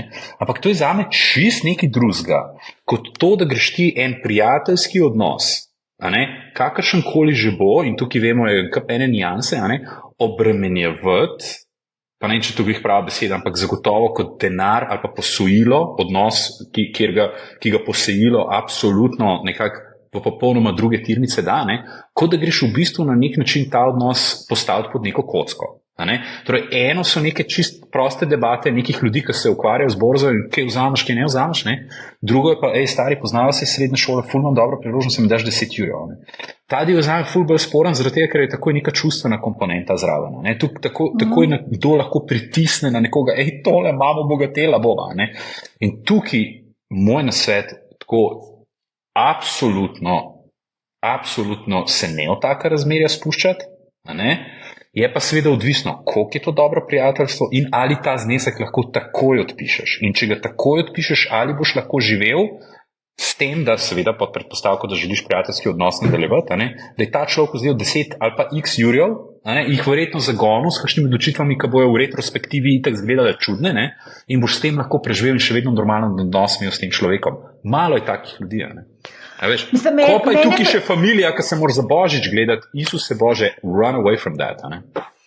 Mislim, jaz sem tudi prav presenečena, zdaj, ko berem, bil sem nategnen strani kolega v propadli MLM schemi, investiral prek kolega na lepe oči in brez, da bi naredil svoje raziskave, brez kakršnih koli dokazil. Startup s kolegi, posojilo denarja kolegom, mislim, tega je res fulno. Jaz sem res presenečena, da v bistvu kar takole malo posojamo na lepe oči prijatelju denar, brez kakršnih koli pogodb. Meni se to zdi tako, no, mislim, vse ste best prijatelji, ampak družine razpadajo zaradi par 100 evrov, ne, prijatelji so pa še hitreje verjetno, no. Tako da ja, to sem pač želela vseeno izpostaviti, glede na to, da pač je toliko tega, ne, in sem presenečena dejansko, no. A bo še kdo karkoli na to temo povedal, preden gremo naprej? Ne, sej tako kot pri vseh stvarih, ne, moraš narediti domačo nalogo. Pa če ne razumeš, kakšen biznis posojaš denar, s čim je lahko zavarovan, če ne moreš oceniti tveganja, ne, tako kot je Toni rekel, pač tega denarja ne boš dobil nazaj. In velja enak pravil kot za vse ostalo, pa če je verjetno za izgubo, ne vem, 90 do 100%, potem temu primerno znesek namen za to, ne. Če pa veš, za kakšen biznis je in za to posojaš, je pa spet tako. Če je brez pogodbe, je toliko večje tveganje. Če je pogodba, je manjše tveganje in pač so zneski temu primerni. Pač zmeraj se je treba na to skozi tveganje gledati, kakšna je verjetnost izgube denarja in tak znesek potem določati. Da se lahko malo pohecam, ne? Toliko zmer se pritožujemo čez državo, ampak država ima tako, ne? Povratna pa nepovratna sredstva, veste, subvencije pač, to pa povratni inštrument, zdaj se pa samo odloči pa delaš, veste, tako da lej, lahko tudi to logiko imaš zaradi mene, ne? A veš, in pač eno je za en namen, drugo drug in lej, pač sam pravim, ne? Se glih hecamo, pa upam, da me ne bo pismo del moje familije. Najprej sem en del familije omenil, pa drug, zdaj spet tretji del familije. Jaz sem v resnici naredil to potezo, ne. Kljub vsem temu, kar sem rekel, je prišla sestrična do mene, svojim partnerjem, imela sta takrat 20 glav živine, izdelovala so, če se ne motim, seneno mleko, ne, torej tist, kjer je pač mleko, ne vem točno na podlagi katerih res iber zdravih kriterijev izbral. V glavnem, širila sta se in sta rabila še 20 krav, a ne. In se tako, pač jaz prijem z enega sveta, tazga ful finančnega in ona prije do mene in prav 20 krav bi kupila, ne.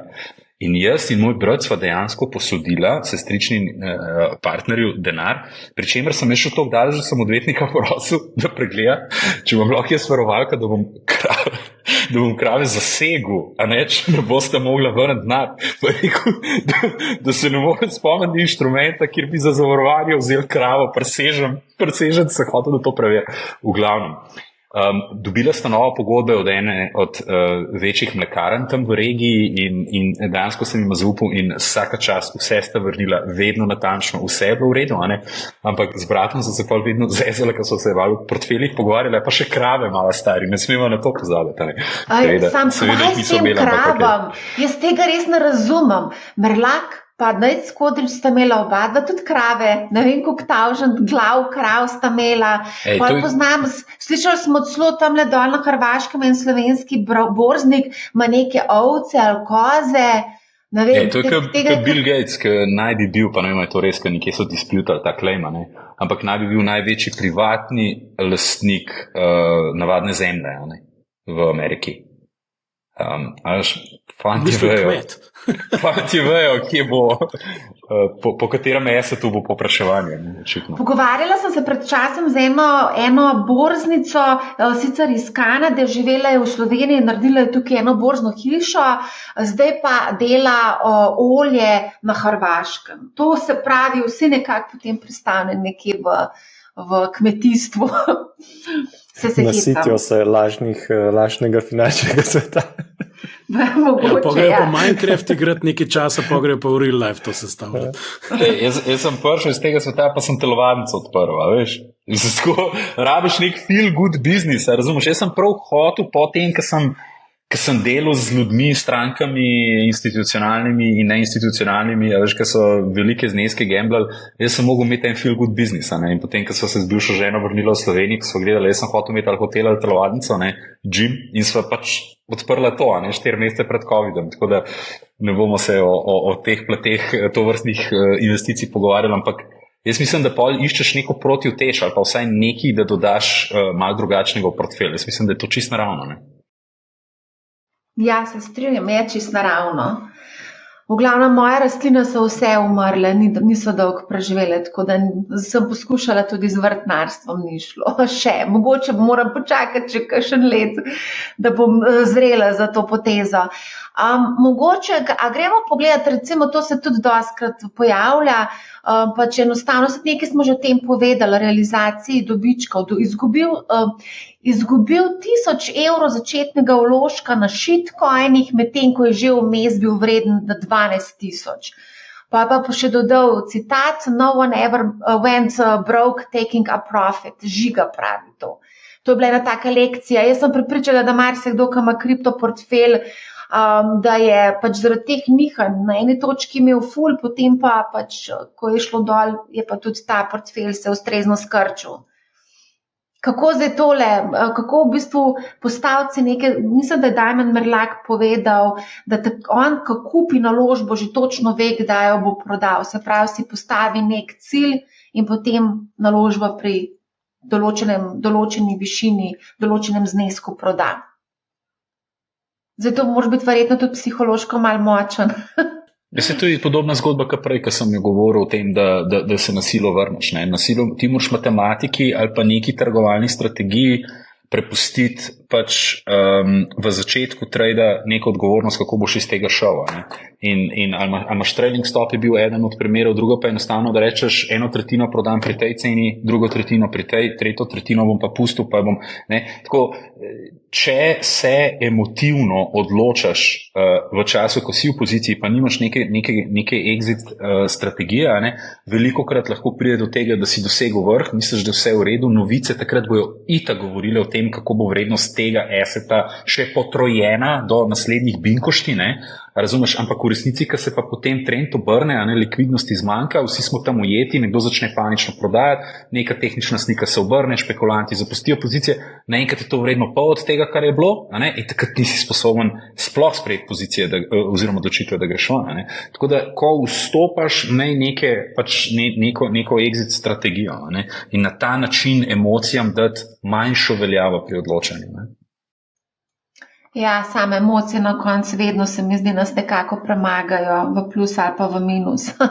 Ampak ja, se strinjam s tabo, to je treba dati na stran. Sam to bi povezal, kar je Andraž prej rekel. On je rekel, da koliko težko je biti dober trader. Jaz čisto vsakmu, ko se malo s tem ukvarja, pa slučajno naletim, jaz rečem, to je najtežji poklic na svetu, to je najtežja stvar na svetu. Biti aktiven day trader, recimo na teh ultrašpekulativnih, ljudje nimajo pojma, koliko je v resnici na dolgi rok kontinuirano z nekimi ustreznimi risk parametri, koliko je težko to biti uspešen. Tako da brez tega prelej te bo neki pa wipenul, pa te ni več. Jaz bi še dodal, večji zneski so težji in težji in težji in težji in težji. To je tudi ena stvar, ki folk misli, ne vem, dajmo reči, da noter, ne vem, 5 jurjev, whatever, se mu zgodi nekaj, pride na 50, leveragira, pride na 100 in reče, wow, zdaj sem pa jaz car, zdaj pa jaz to razvalil, na sreden trade 2 pa sem na $500,000 in gremo naprej. Kaj enkrat v tej zgodbi noter se ne zaveda več, da je bil že toliko srečen, da je zunga naredil, da on he's pushing the envelope in se mi zdi, da tega se ljudje ne zavedajo. Višji greš, težje je, to je kot unikarov let, se mi zdi, na eni točki, rekel, jaz poznam zgodbe, ker je nekdo cel life tudi gradil podjetje, recimo, ampak ga je izpostavil mogoče za 1 mesec ranljivosti in ga je pokopal. Tega se folk, ki povali, tudi ne zaveda, da lahko je zmer za naslednjim ovinkom nek dogodek, kjer bo risk preteral in točno takrat te bo trg dobil. Tako da da je bod malo skromen, malo da je v kontekst, kam si prišel in nek normalen development.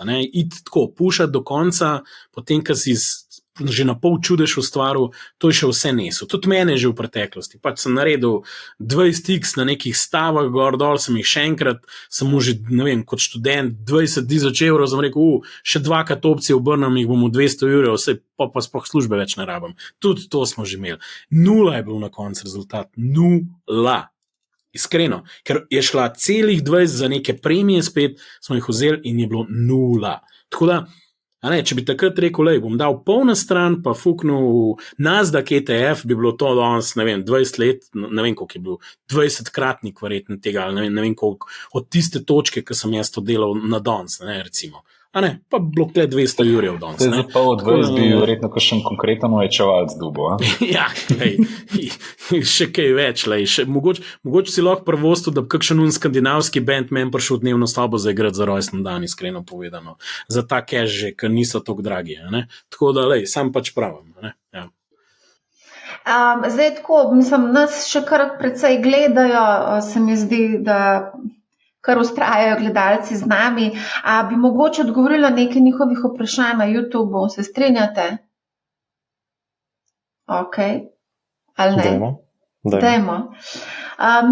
Mič sprašujem, zdravo, zanima me, kako prepoznavate različne cikle v finančnih svetovih, ki vemo, da so se pravi cikli.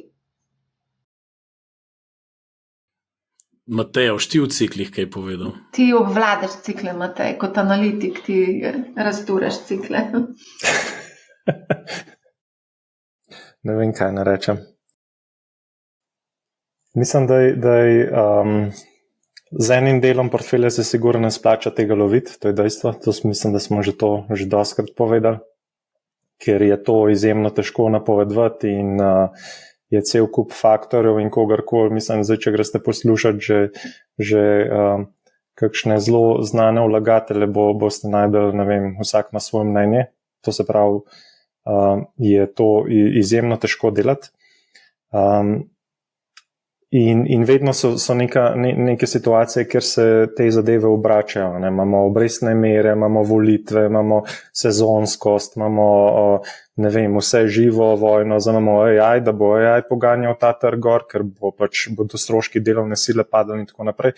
Vedno so neki razlogi, da lahko ta cikl, ki smo ga zdaj videli, ta naraščajoč cikl, še zmer traja in so tudi razlogi, da se že jutri lahko konča. Tako da jaz ne bi tega osebno lovil, tudi zelo težko je to pač povedati na kakšen način in tisti, ki to delajo, imajo vsak svoj pristop, ki ga to pilijo lahko desetletja in spremljajo številne makrokazalce in trende in dogajanje na trgu in sentiment in tako naprej in sestavljajo to neko sliko in nekega robota, tako smo prej omenjali, in na koncu na podlagi tega sprejemajo odločitve. Je pa v tem trenutku zelo težko reči, ja, glej, to in to in to in boš zadev cikl. Nemogoče. Pač to ni pristop. Mislim, mi imamo celo teorijo ciklov. Cikle lahko razbijaš na gospodarske cikle, sekularne, lahko kreditni cikl gledaš, lahko pač pri tradanju imaš razne cikle sezonalnosti. Ne vem, na koncu gre to že vse do malo manj, da ne lune, pa kva se tam dogaja s folkom. Dobesedno. Tako da ta cikl je to, kar raztegljiva stvar, da bi vam lahko 500 seminarjev prodal za 5000 evrov, pa bi jih z veseljem gledali. Iskreno bom rekel. Tako da, kar sem jaz mogoče se ukvarjal nekako, kar sem študiral, jaz sem še najbolj pozoren na res neke te sekularne, dolge cikle, ki se dogajajo. Nek tak zelo, mislim, to se zdaj smešno sliši, ampak če vzamemo teh nekih 150 let, ki jih imamo od nekega track recorda, zelo veliko je teh ciklov, ki imaš dobesedno 20-leten bull market z rahlimi, ko bi rekel stop and go vmes, pa imaš pa res sekularen bear market. In v bistvu nekako se izmenjujejo 20 let, 10. In zdaj recimo, če je bil vrh 2000, ta zadnji bull se je končal in se je pol 10 let smo imeli pač nadol, smo rezali tam proti 2008, 2009, pa smo se obrnili. Zdaj smo v takem sekularnem bull marketu, ki vse preseneča, koliko daleč lahko gre in jaz nekako mislim, da mogoče pa res, v bistvu se nam lahko zgodi, da se vleku vse do leta 2030, ne vem, koliko visoko lahko gre, in to je ravno problem, ker smo v final stageu, kjer se svašta lahko zgodi in mi smo lahko previdni par let, ampak to ne bo trg zanimalo. In težava je ravno to, kar je rekel Matej, valuacije so lahko visoke, kreditni cikl lahko pa prav, da ne vem, bod previden, me več keša ali karkoli, ampak dejstvo je, da te stvari niso natančne. Ne? Imate pa recimo na socialnih omrežjih dobesedno za nazaj napisan od takrat do takrat in to je tam neko ciklično kartico naredil in če to vzamete, boste točno vedeli, do kjerga leta morate držati. Ne? In po nekem absurdu, mogoče bomo res do 2040 šli gor in motor recikliran in bom jaz najbolj Nostradamusovsko izpadel. Ne? Zdaj, če pa to na odkomu, pa itak vsi pozabili, sem ben s tem nahvalil. In tako približan je s temi cikli. Pač, ni tako simpel, mogoče na nek dolgi rok pač dobiš neke povprečne donose in jih s tem time averagingom ven izluščaš, če imaš pa specifične stave, moraš pa narediti domačo nalogo in moraš vedeti in jih postaviti v kontekst. In pač to je pa spet rata težko, če hočeš na neke cikle igrati, moraš vedeti, kjer cikl, kjer delnice jo funkcionirale takrat, celo teorijo razviti in to ne par let početi, zato da v to mogoče funkcioniralo. Lahko boš pa ugotovil, da ne funkcionira in hopefully si takrat mu varovalko, da še kam drugam denar dajo, ne sam se igral z njim. Ne? In mislim, da tako dejansko jaz to dojemam. Tudi profi, capital allocators, hedge fundi imajo blazne težave z cikli, ker morajo denar alocirati na 3 do 5 let in kao neki outperformati. Mislim, to je all over the place, tale performance zdaj. Ne? Zdaj pa, how do you do it? Ne vem, think pink. Jaz se zmer hecam z našimi analisti. Nekaj vprašanje tukaj še vezano na naložbeno zavarovanje. To ne vem, če bi sploh komentirala, glede na to, da mogoče bi to včasih nek hype okrog tega, vem, da so celo zavarovanja ponujali v baby centru za otroke, naložbene življenjske police. Sem bila pa zelo besna, ko sem zvedla, da so razna riziko življenjska zavarovanja, da se to še danes dogaja, da se to ponuja 75 let starim ljudem. To mi je pa totalna katastrofa. Riziko življenjsko zavarovanje je predvsem namenjeno tistim, ki imajo otroke, ki imajo neke kredite, starejši človek, ki ne potrebuje riziko življenjskega zavarovanja. Ker pač nihče ni odvisen od njihovih prihodkov, vsaj načeloma ne. V glavnem, jaz bi to kar preskočila.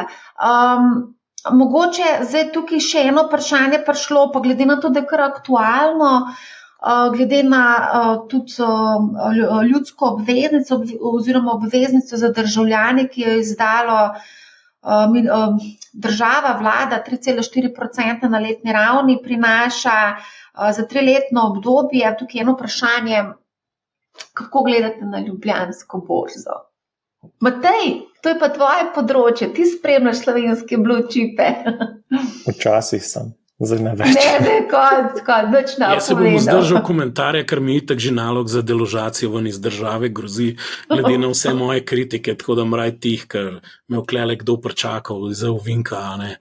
Tako da ena borzna hiša je dobesedno na vogalu klele. Pa ne samo borzna, še Ljubljanska borza. Še borza, ja, na en stran imam borzo, na drug imam pa pač borzno hišo, ki zale luči gorijo in pa ne gorijo, zdaj, ki že tako. A lahko mi grede še pogledaš, koliko je kaj obiska, glede na to, da je v tej borzni hiši bilo napovedano, da bodo delali od jutra do večera, celo med vikendi.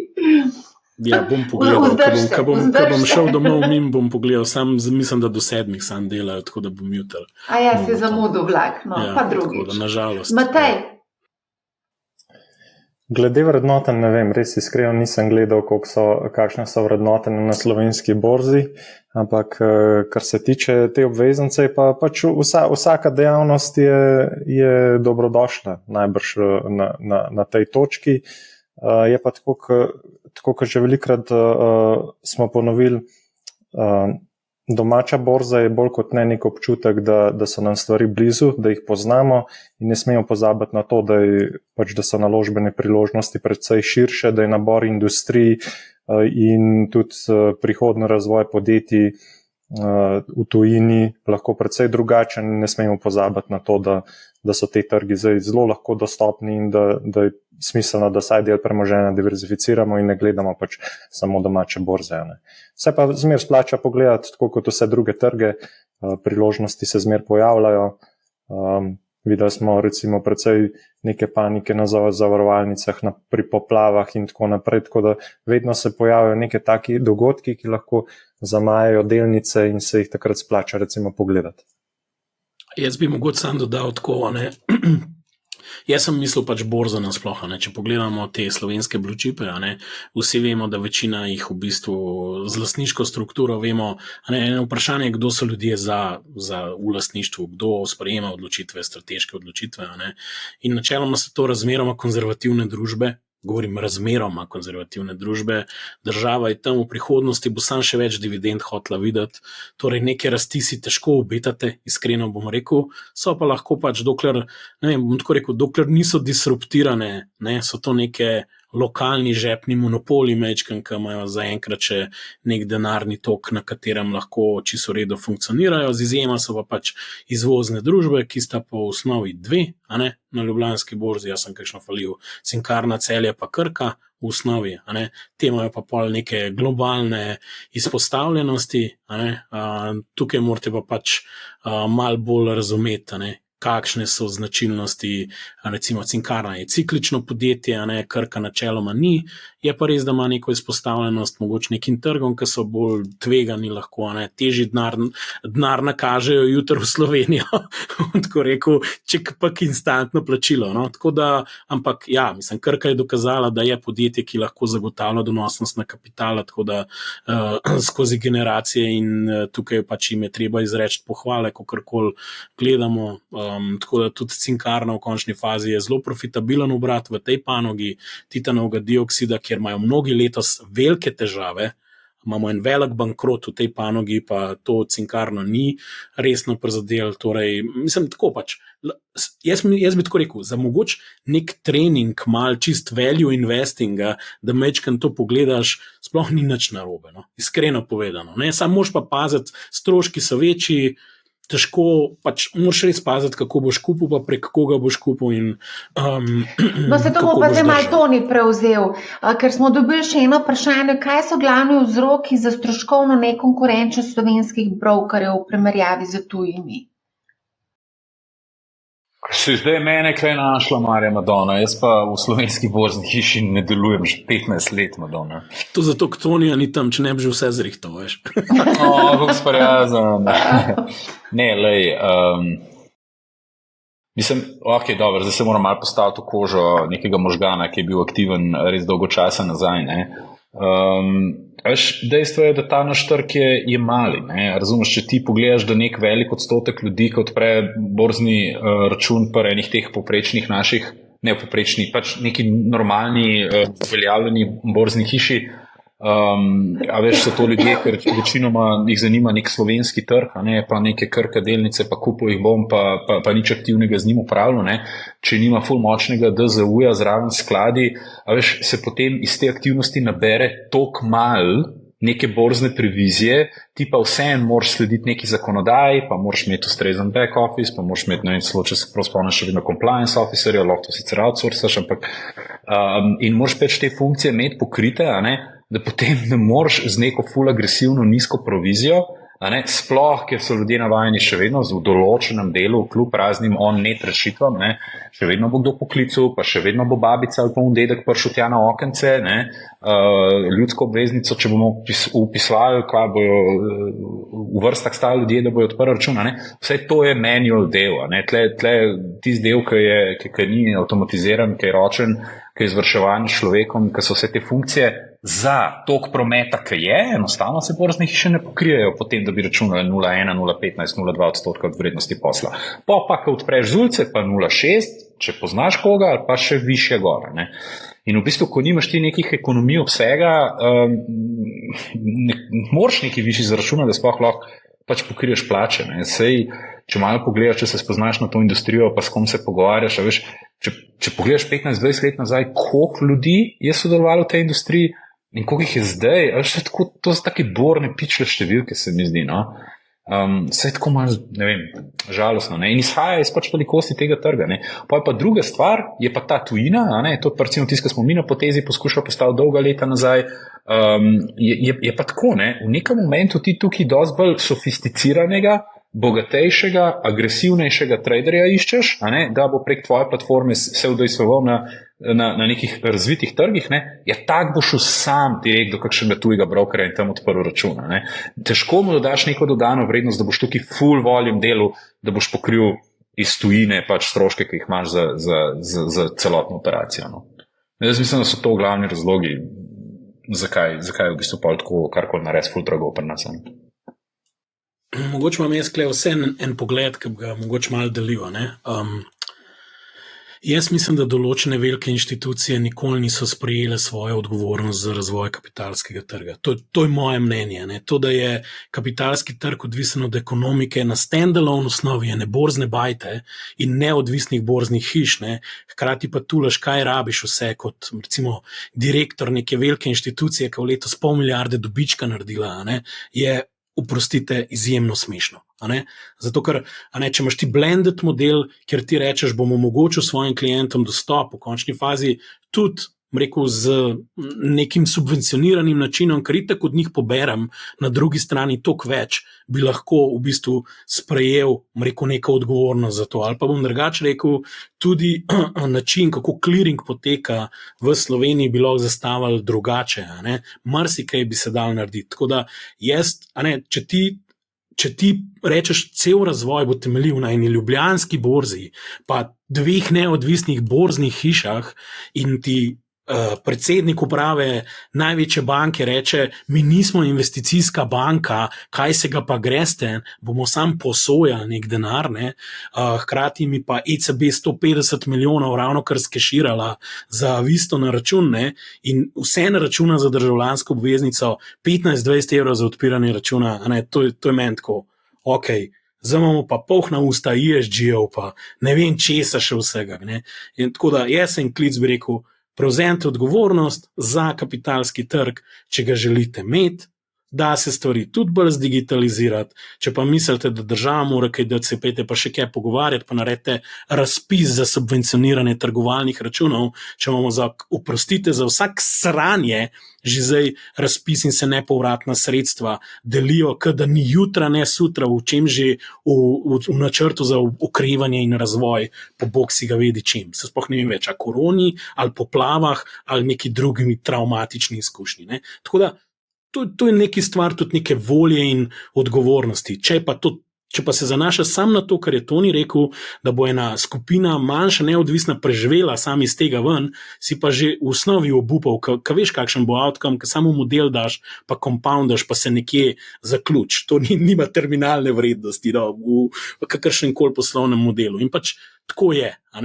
In sam še, da zaključam, velike platforme točno to delajo, blendirajo večji flow, več inštrumentov in produktov, sabo bandlajo, da na koncu lahko ponudijo neki podceno ali pa freemium, kjer delajo minus in subvencionirajo z druga biznisa, v bistvu, ki celovita izkušnja nazaj. Delajo se super aplikacije, kjer to na nek način naredijo. Zdaj, če bi neka banka razmišljala o bolj skozi super app logiko, bi lahko tudi dala zastonj trgovalne račune za čisto vse, če bi to želeli. Pač ni volje in tako je. Ta del, ki ga jaz nikoli ne bom razumel, pa lahko da res nisem bil dovolj upleten v ta del tega posla, ampak vem, kaj smo mi na Saxotu ponujali, kakšne API, kakšen connectivity do praktično executiona katerega koli finančnega inštrumenta, pa isto Interactive Brokers, pa kakšni drugi playerji. Da ti nimaš v eni veliki slovenski banki možnost nakupa v neki seamless izkušnji, preko ene aplikacije, če ne drugega, vsaj delnice. Razumeš, da nimaš to zbandlen skupaj kot en servis, kjer v resnici moraš samo nek relationship z nekim brokerjem vzpostaviti, ni tako simpel, je vprašanje ločenosti sredstev, pa vprašanje, kje na katerem custodiju pristanejo vrednostni papirji, pa vse ni tako easy, to se zavedam, ker sem delal v tem kar nekaj časa, ampak da ti nimaš v enem NLB, tem ta novem appu, ki so ga naredili, pa ga ne morem za N26 pa ostalimi finteki primerjati, s temi neobankami, ampak pustimo, da nimaš tam možnosti ene delnice Tesle kupiti na praktično en seamless tak preprost način. Te stvari niso tako težko za skup zadati. To zdaj ne vem točno, zakaj mi je padlo na pamet, ki si omenil, Andraž, ampak Enostavno, če pogledaš dobičke teh bank tudi, ne, pa zbandlat, kar znajo zbandlat, je pa premium račun, ne, gospod Jukič, premium račun, a ne, 17 evrov na mesec ali koliko, ne, ampak bo pa x položnic brezplačno, ne. Fantje, jaz sem delal cenike praktično na vseh finančnih inštrumentih, vem, da ste me žejnega parpalali čez vodo, ampak se ne bom za teh nekih evrov, ne, to znajo zbandlat v en premium paket, pa vem, da me bo na koncu lupal, potem pa poslušam, kakšne dobičke imajo, ne, da bi pa neki razen osnovnega appa naredili, da ima res dodano vrednost, ti pa benžu bok ne bo znal v Sloveniji narediti. No, sej tako, pač. Bom sam dal en predlog, mogoče me je res izgnal z države, pa še vse bančne račune zaprl, če nadaljeval. Ampak to je približno tako, ne. Efektiven strošek procesiranja plačila, ne, znotraj slovenskih bank v infrastrukturi, ne vem, če je 1 cent. Iskreno povedano. Vam pa zaračunajo, ne vem, v bančništvu 15 centov ali 20, ne vem, podjetjem tudi do 30-40 grejo stvari, no. Mislim, vzem tam 3 cente, pa odpri v njih bogih 10.000 trgovalnih računov. Ok, ja smo zmenen, to je to. Še zmer boš zaslužil, ne vem, 20 centov, namest 18 ali koliko, mislim, namest 20 jih boš 18 zaslužil. Ker tega flova in boš mu pokrit to iz tega ven. Ne? To so pa une provizije, ki jih tam gledamo. Ne? In zdaj tako, če hočeš, se vse da in nič se ne opoznali. To so tako absurdno majhne cifre. Unih 15 evrov za odpiranje računa. A gremo obdožiti, a gremo res obdožiti, pa to z dobičkom banke primerjamo. A bomo šli tako delač, da bomo rešili kapitalski trg. A veš, mislim, to je meni smešno. Marja, loše malo forentam. Jaz sem pa mislila glih zaključati. Ne, sam se so hudiča sem spustil steklenice. Ja, zdaj si hudiča vam spustil, ne. A veš, tako, pač sem komitent največje slovenske banke, se ne bo jezni, če jih malo konstruktivno pokritiziram, ne. Pazi to, ne. Tam sem 25 pa 30 let, ne. Že nešteto različnih osebnih bančnikov sem imel, in imam kredit pri njih, in imam svojo plačo, in imam svoje podjetje in vse, ampak jaz sem se slučajno, zdaj sem se odločil, da skočam donketa gledati, grem na tekmo, rabim dolarje, razumeš, osebno bančnico križam, nobene dvigne telefona, pišem, rabim dolarje, pridvigam, ker vsem bi nekaj gotovine rad imel nikjer, grem na Tavčarjevi, pridem noter, 10 ljudi v vrsti, 2 človeka delata na NLB-ju. In zdaj od mene ali pa od kjerekoli druge stranke se pričakuje, da je popolnoma normalno, da bom 37 minut svojega dragocenega časa porabil v vrsti, ker delata samo 2 človeka in sem prišel v 11 in sem prišel v 10:30. In ne moram prideti praktično do ene najbolj osnovne storitve. Če pa že pridem, bom pa 30 minut tam mogel zabiti, ampak njim je to normalno, na telefon ne bo noben dvignil, na mail se mi ne bojo javili. In vseeno bojo pa pokasirali, koliko bo zdaj pokasirali profita, 150-200 milijonov? Od česa? 223. Kakšne rezultate ima NLB? 500 milijarde bo dobička, po mojem. Jezus, Isuse Bože. Ja, zaradi tega, ker samo ampak ne bo, vsaka stranka bo pol ure porabila svojega časa, da boš plačal položnico ali pa da boš dvignil eno tujo valuto. Grozljivo. Ne? Ja, pač se pravim, tako da Meni je grozen to, da ti niti na mail ne odpiše. Grozen je to, da kličeš, pa da se nihče ne jav. Meni je grozen to, da me kliče iz nekatere druge banke, da ne pridem fizično v poslovalnico, zato da zaprem račun. Sem rekla, ne bom prišla. Ne bom hodila sred službe, a pa še celo dopust vzela, zato da pridem zapreti račun na banki, ki pač nočem sploh imeti tam računa. Ne bom, to je treba nadaljavo vse urediti. Mogoče zadnja stvar, jaz sem to kritičen, ker vseeno ohranjam upanje, da bom s tem mojim kritiko kaj dosegel in da se bo kdo zamislil, hočem v bistvu boljše, ker če bi obupal, ne bi več pizdil, bi rekel. Andraž, zdaj sem probaš doseči, da te ne bodo deportirali iz države, veš? Ja, sej vem, to je un disclaimer, veš, sej rad imam to državo, rad imam NLB. Marjo, zaključ, preden bomo pir odprli, pa preden nas odpelje v čudne teme. Draž pa teroristi, to je to. Zakon proti pranju denarja in terorizmu, proti andražam in podobnim subjektom, jo sam še dopolnili zraven. To je to. Jutri boš dobil vprašalnik, stari 27 strani. Bitcoin moram kupiti, ali kva že točno. Tle so se glih ljudje zdaj prebudili, nam pošiljajo srčke, pa vse živo. Tako da ne vem. Slovenska navada, so mali treba pokurcati, pa smo vsi zbojeni. Zdaj smo pa najjači. To je to. Mene lulat, a lahko nehate, pravi Srečo. Srečo, evo, samo za tebe. Da boš lahko šel na stranišče. Bomo zaključili ta live. Hvala vsem, da ste bili danes z nami. Hvala tudi vsem vam, da ste si vzeli čas 1:45 smo debatirali, da ne bom omenjala naše pred vklopom debate. Skratka, Toni, Matej, Andraž, najlepša hvala, da ste bili z nami. Hvala za povabilo, Marija, lepo se imejte. Hvala tudi vsem, hvala za poslušanje. Hvala tudi vsem, da ste bili z nami danes na tem liveu. Poslušajte Money How, ne bo vam žal in lep pozdrav.